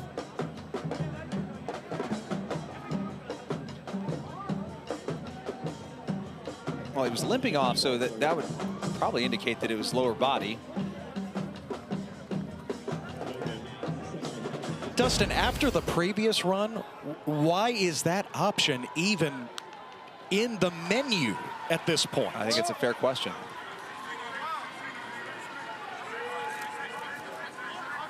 We'll hear from Maryland here in just a moment as Arrington Maiden faces 2nd and 10. And the pass is bobbled and dropped. Maryland? Memphis quarterback Brendan Lewis is still on his back, screaming loudly. He's just now rocked back up onto his hips to sit, and is expressing a lot of pain and frustration around a left lower limb injury. He did reach for both his ankle and his knee. The training staff has got him up on his feet, and he's walking on his own, but very uncomfortable looking on his way toward the injury tent. I'll give you more when I have it. Yeah, Maryland, thank you. And remember, it was the left ankle that he injured 2 weeks ago. Dustin, you were there when Memphis lost to UAB. Yeah, it was very similar. He could barely walk on that left ankle after he injured it. That was on a sack. Maiden gets sacked here by Ayenyenwu. And it's 4th down for Memphis, but of course, eyes really not on the field at this point. The eyes are on Brendan Lewis. And into the tent. Well, from that little clip there, snippet, as he's walking in the tent, it looked like he was kind of favoring the right side, the right leg.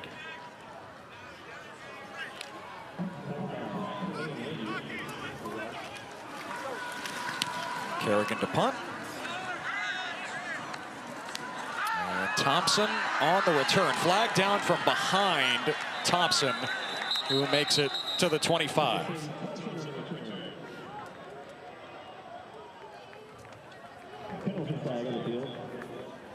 Going to have a block in the back on this return.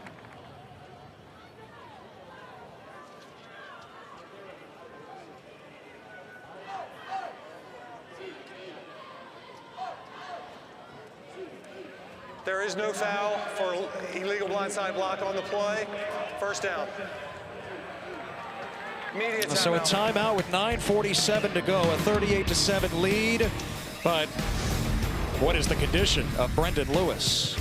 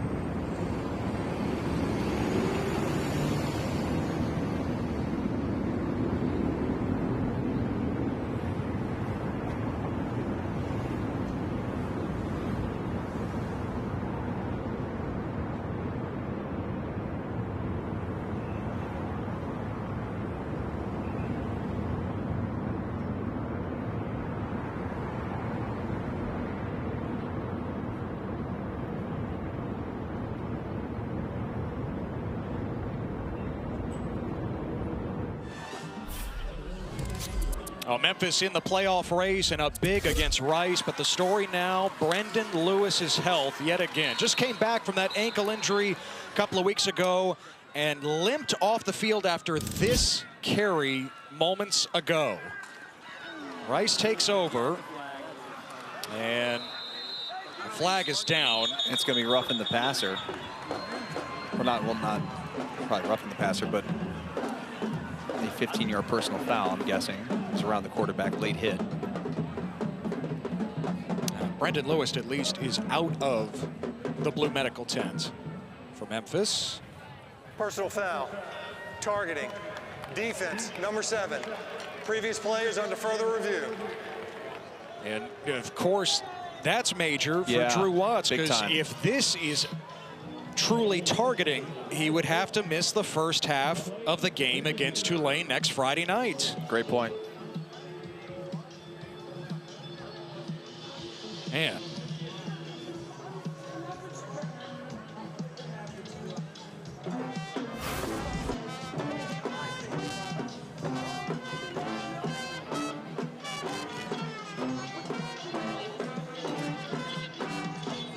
So in this case, in the option, Dustin, you hear about defenseless players, and at that point, you're talking about forcible contact to the head or neck area. Jenkins is pitching the ball. He's not in a passing posture. So I don't believe... No, but he's defenseless in that position, and when he lowers that crown of the helmet, that's what they're looking at in terms of an indicator, and it's close. I mean... And no matter what, if it truly is crown of the helmet, that is targeting. Yeah, at any point of the body, you can't lower the head and use it as a weapon.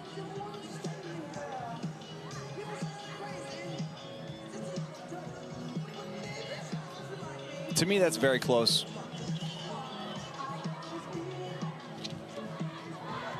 To your point, Dustin, you mentioned an indicator, that launching motion. I do believe you have that from Drew Watts.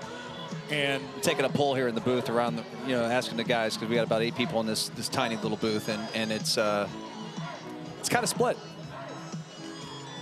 I'm not positive it is close. Truly the crown of the helmet for Drew Watts with the angles that we got there. And once again, if Jenkins is considered defenseless there, it's an option run. He is not passing downfield. Yes, you've got the launch as the indicator, but Matt Overton is ready to deliver the call. I'm not positive this is targeting. There is no targeting on the play. Result of the play is second down.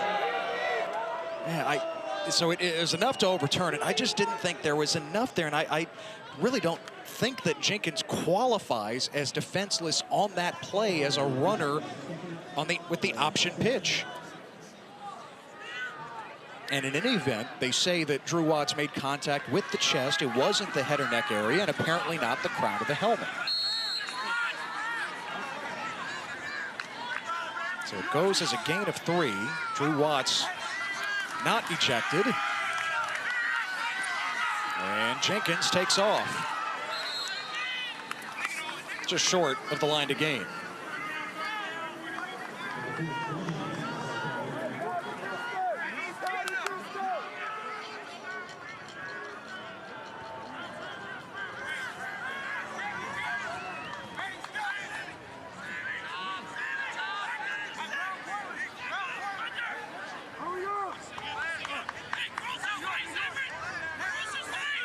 Third and 1 for Rice. And Jenkins surges ahead for the first down. Maryland? Before Brendan Lewis left the injury tent, head coach Ryan Silverfield entered from the backside, and he was telling Lewis, are you okay? And then he said, yeah, you're okay, you're okay. Continued to say it as he left the injury tent. And then Silverfield looked at me, gave me the thumbs up before Lewis walked away. He walked down the sideline telling his wide receiver teammates and the offensive line before sitting down with the line, I'm okay, it's my ankle, and then telling another member of the staff here that his left shoulder also does hurt. Yeah, he's taken a couple of shots on back-to-back plays there before Memphis punted. Alexander carries it for 5. I mean, Lewis's night, Dustin, was about to be done anyway. Oh yeah, no, he was definitely about to be done. and then they call that design quarterback run, which is just, I'm sure that Tim Cramsey's probably thinking to himself, man, I shouldn't have called that run. It's always second guessing and hindsight 2020, that whole deal. He is continuing to tell other teammates to walk over to him, yeah, I'm okay, and that's the good news for the Tigers. Good. Very good. Alexander again, this time for 2 more. Again, you see where Lewis sitting down and holding out that left leg. It truly is that same leg from a couple of weeks ago against UAB. It's just the last thing that any Memphis fan would like to see in a 38-7 game here in the 4th.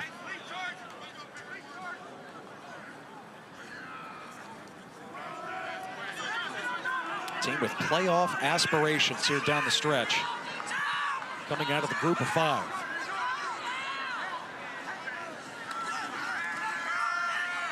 Jenkins reversing his field and finds the open target. And the sidestep inside the 30. All the way down inside the 15. It's Tyvon Byers, the true freshman, with his first career catch. And he springs for 43 yards. Oh, this is really all Chase Jenkins, his mobility and being able just to find an outlet. And he finds Byers, who takes off and goes, and boy, has some wheels at the end and puts this inside the 15-yard line as there is a Memphis defender down. And it's Duke Cooper, who had his first interception as a Tiger earlier.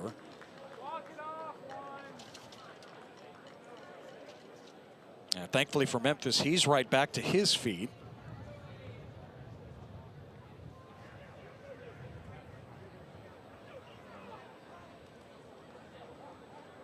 So first Lewis heading off the field. Memphis had the ball. Now Cooper on defense. Memphis would like to speed up the final 6 minutes and 32 seconds, I believe. Yeah, they would love to be, you know, getting ready to head back to Memphis and get in their cozy beds on this Halloween Eve and watch a lot of football on Saturday afternoon and start to get ready for the big matchup next Friday against the Green Wave.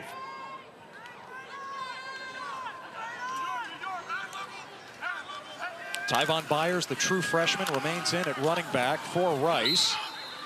And Byers takes it down to the 11 for a gain of 4.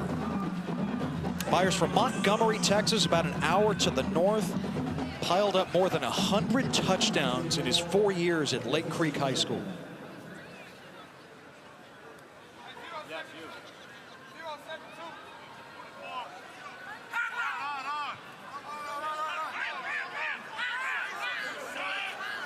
Just casually taking their time. Once again, no hurry. What's the rush on Halloween? Down 38-7. Jenkins down inside the 5, 1st and goal for Rice. Kamari Wilson made the tackle. Gain of 10.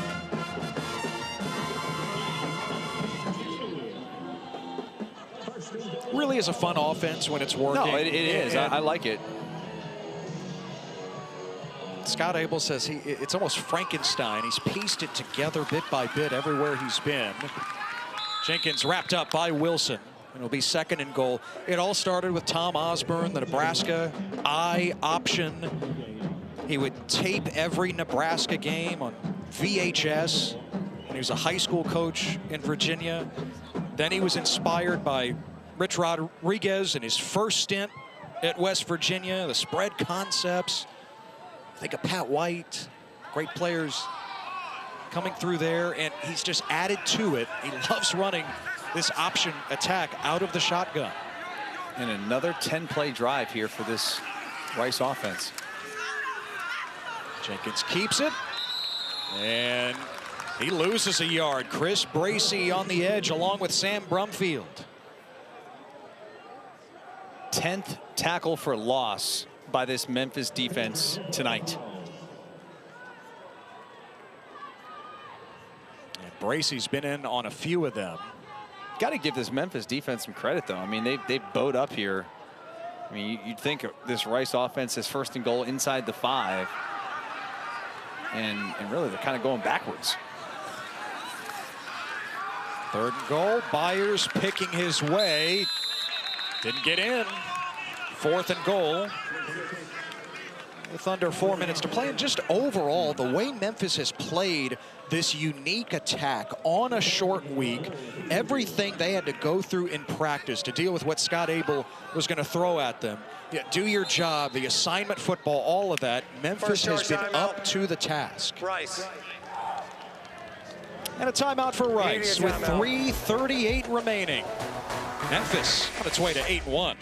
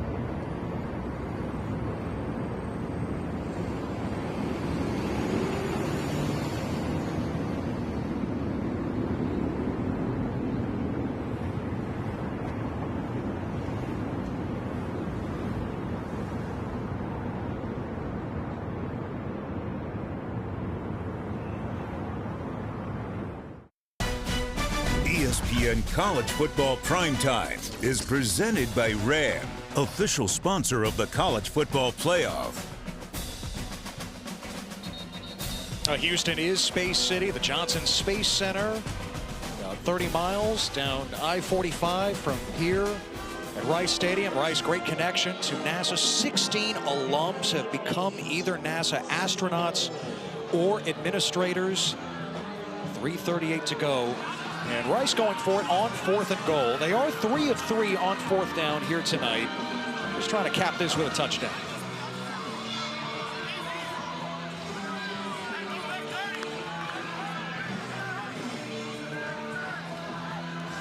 Freshman Byers remains the back for Chase Jenkins at quarterback.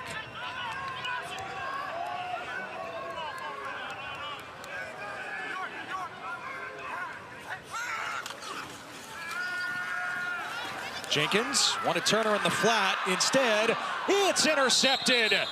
DeMarco Ward with his 3rd pick of the year. There is a flag in the end zone.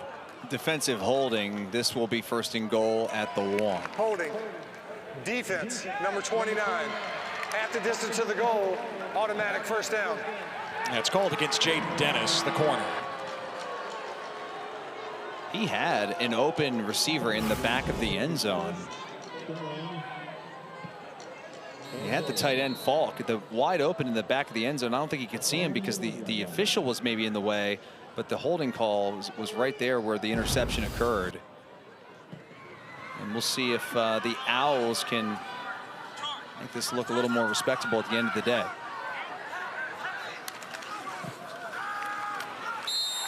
Give it to Byers, and he's through for his first career touchdown.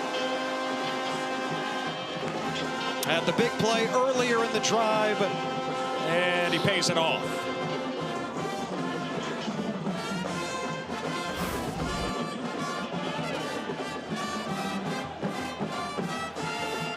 Nice push up front.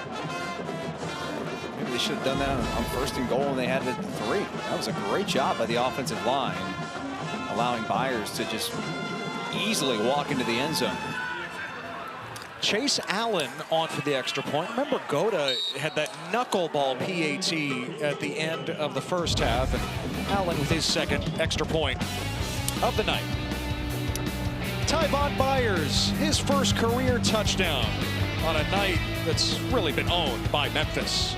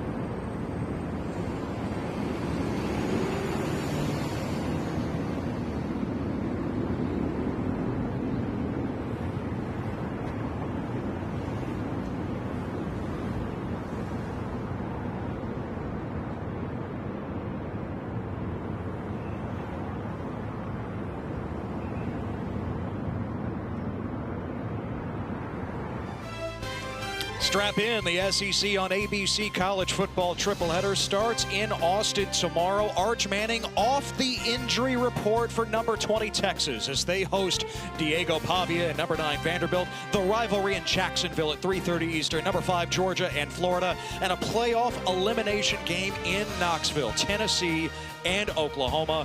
Each game also available on the all-new ESPN app. John Mateer trying to recapture his form. He's been a different player for OU since that thumb injury, needed surgery. He said this week, the thumb is not the issue. Okay. And kick through the end zone here with 3:28 to go. Memphis up 38-14. Ryan Silverfield prides himself on running a power conference program in the group of 5. He's beaten 5 Power 4 opponents, including Arkansas earlier this year. Back-to-back 10-win campaigns for the first time in the program's 109-year history. And at the end of the season, Ryan Silverfield and his team usually celebrating 4 consecutive bowl victories. And now, of course, with Memphis in the playoff conversation, Ryan Silverfield could very well be part of the conversation surrounding what should be an all-time coaching carousel. Oh, there's no question.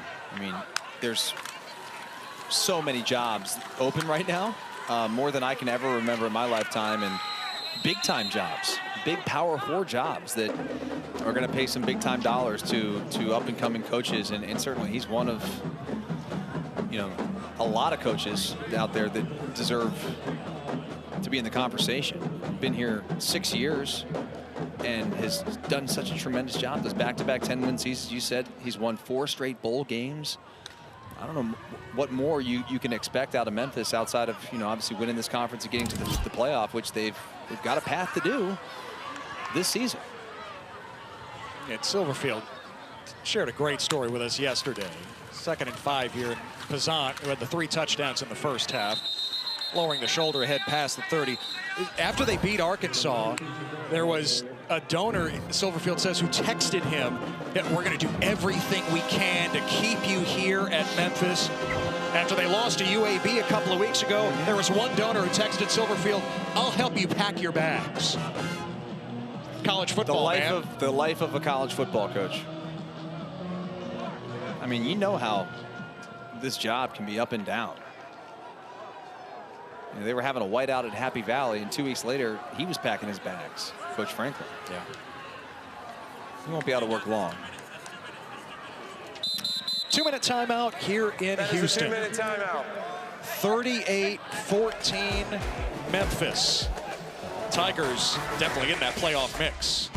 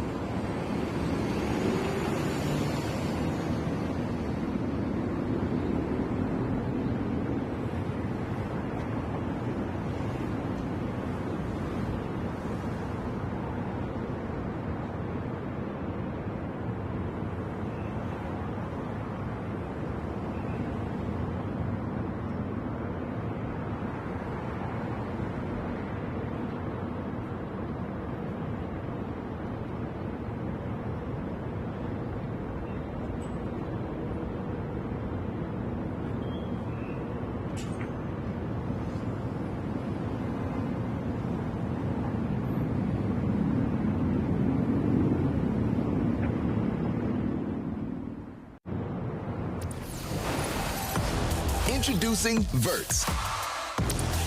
Swipe for news and highlights. Now available on the ESPN app. And tap in all day tomorrow, the full Saturday of college football. Out of the 2-minute timeout here in Houston with Memphis up 38-14. The playoff dream absolutely still intact. And Frank Pazant is stopped at the line, pushed back by Andrew Alway. Here on Halloween, of course, Marilyn Payne is handing out candy. I don't know if anybody's really trick-or-treating here at Rice Stadium, but Marilyn has that on her mind. Yeah, she's a lot of work down there. The throw needs a lot of work. The throw needs a lot of work. Amongst the people. I am not QB1. Please let it be known. Please let it be known. Here we go. She's coming to me, so we'll be all right. Absolutely, you can have one extra. She was so polite, y'all. I like your ears. You got those nerves. She got the ears. I wanted cat ears, but then we would not have all matched as American gangsters. So sometimes it works out the way it's supposed to. You guys want candy? The real gangster, Marilyn Payne, doing all the work here on Halloween.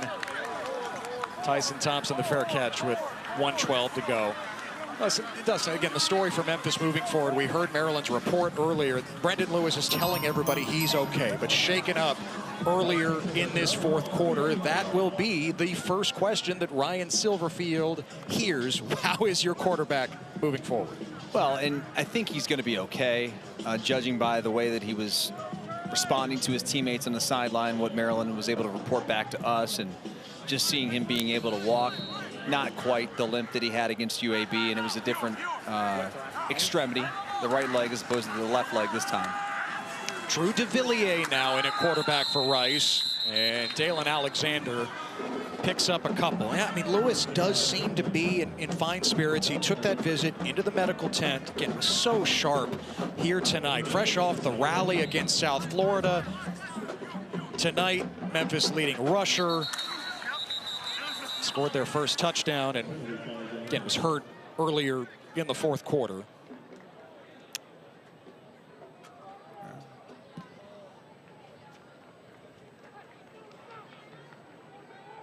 False start. False start. Runoff. Offense, number 71.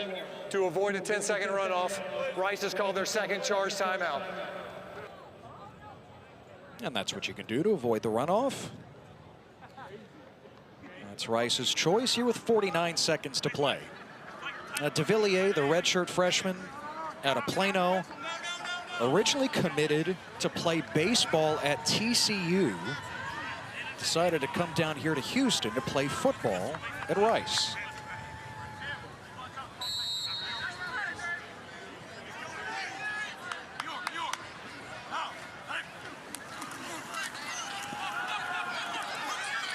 And on the run, DeVilliers. Oh, lowers the shoulder. Just got crunched after a nominal gain by Jaden Flaker. So Memphis, all eyes now on Tulane next Friday night. How do you think that matchup shapes up? Well, we got to figure out what's going to happen with Tulane and their quarterback situation. I mean, I didn't see all of the game last night. I did hear there were some reports that Retzloff was benched, I guess, at the end of the game. I mean, the game was out of hand, or in hand, I should say. But I'm sure that Coach Summerall will have those guys ready to bounce back, and it's going to be a tough matchup. We put up the analytical data earlier that sort of, gives you the percentage chance of who's going to win the game. I believe we had it around 60% Memphis for that, so it's a little more than a coin flip on paper. But that Brendan Lewis injury is something to keep an eye on for sure. Of course.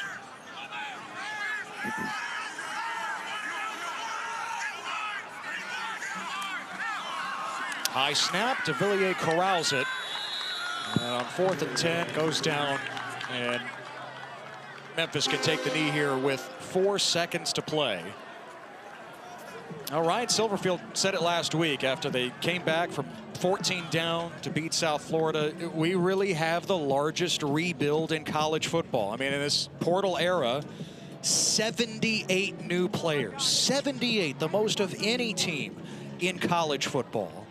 He says, I'm still learning things about, my players every week. I mean, you're in October, you're heading to November. That's just how it's going to be. And yet this team has gelled. They have. They've come together in a big way, and it's really remarkable. It speaks of the culture they have and the way that they go about their business as coaches to get guys to come together in such a short period of time. And there's not a lot of time for these guys to build that trust upon one another, especially on the defensive side of the football. In a game like this, where you've got to have everybody locked into their keys and their assignments, they got the job done. No scare on Halloween for number 25, Memphis. The playoff candle still burns bright for the Tigers as they blow away Rice here in Houston, 38-14.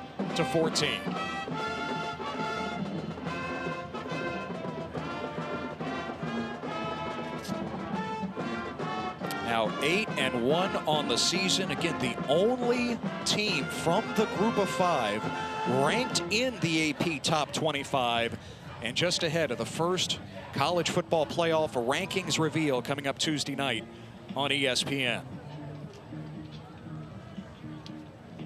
The path is clear for Memphis with 3 games remaining in the regular season. Downstairs to Maryland. Brendan Lewis was an incredibly efficient 225 passing yards before he left in pain. Will you tell me what he said to you when you stuck your head in the back of the injury tent there? He said, "You ready for me to go back in?" And that's the type of competitor he is. That's the type of young man who want to compete at the highest level for their brothers. Defensively, what pleased you most about what your guys did here tonight? You know, it's a unique offense. We give Rice credit that, the gun option stuff's tough to prepare for on a short week. I was proud of the effort. It's good when you can win by 24 points and not be really happy with, with the ultimate execution day in and day out. How do you describe the importance of your versatile ground game as you guys continue through the end of your season? Yeah, it's important. Right? We're going to have to get the run game going a little bit better. I think in all phases of the run game, every position has to do a better job executing, and it starts with basic fundamentals. But it's good to have a quarterback that can move the chains as well. Ahead of facing Tulane, what will be the most important part of your preparation? It's a one-day-at-a-time approach. We play them again on Friday night on ESPN.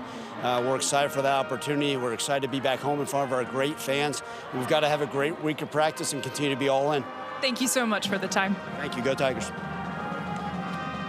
Now Ryan Silverfield has Memphis at 8-1 and still very much in the hunt for the American Conference Championship and a spot in the college football playoff. Appreciate you joining us on this Halloween here in Houston. For Dustin Fox, Marilyn Payne, and our entire crew, Ted Emmerich saying so long. Big Sky After Dark still to come. Memphis wins 38-14. For now, we send you to the studio. Zubin Mehenti, or if he's still in costume, run ZUB.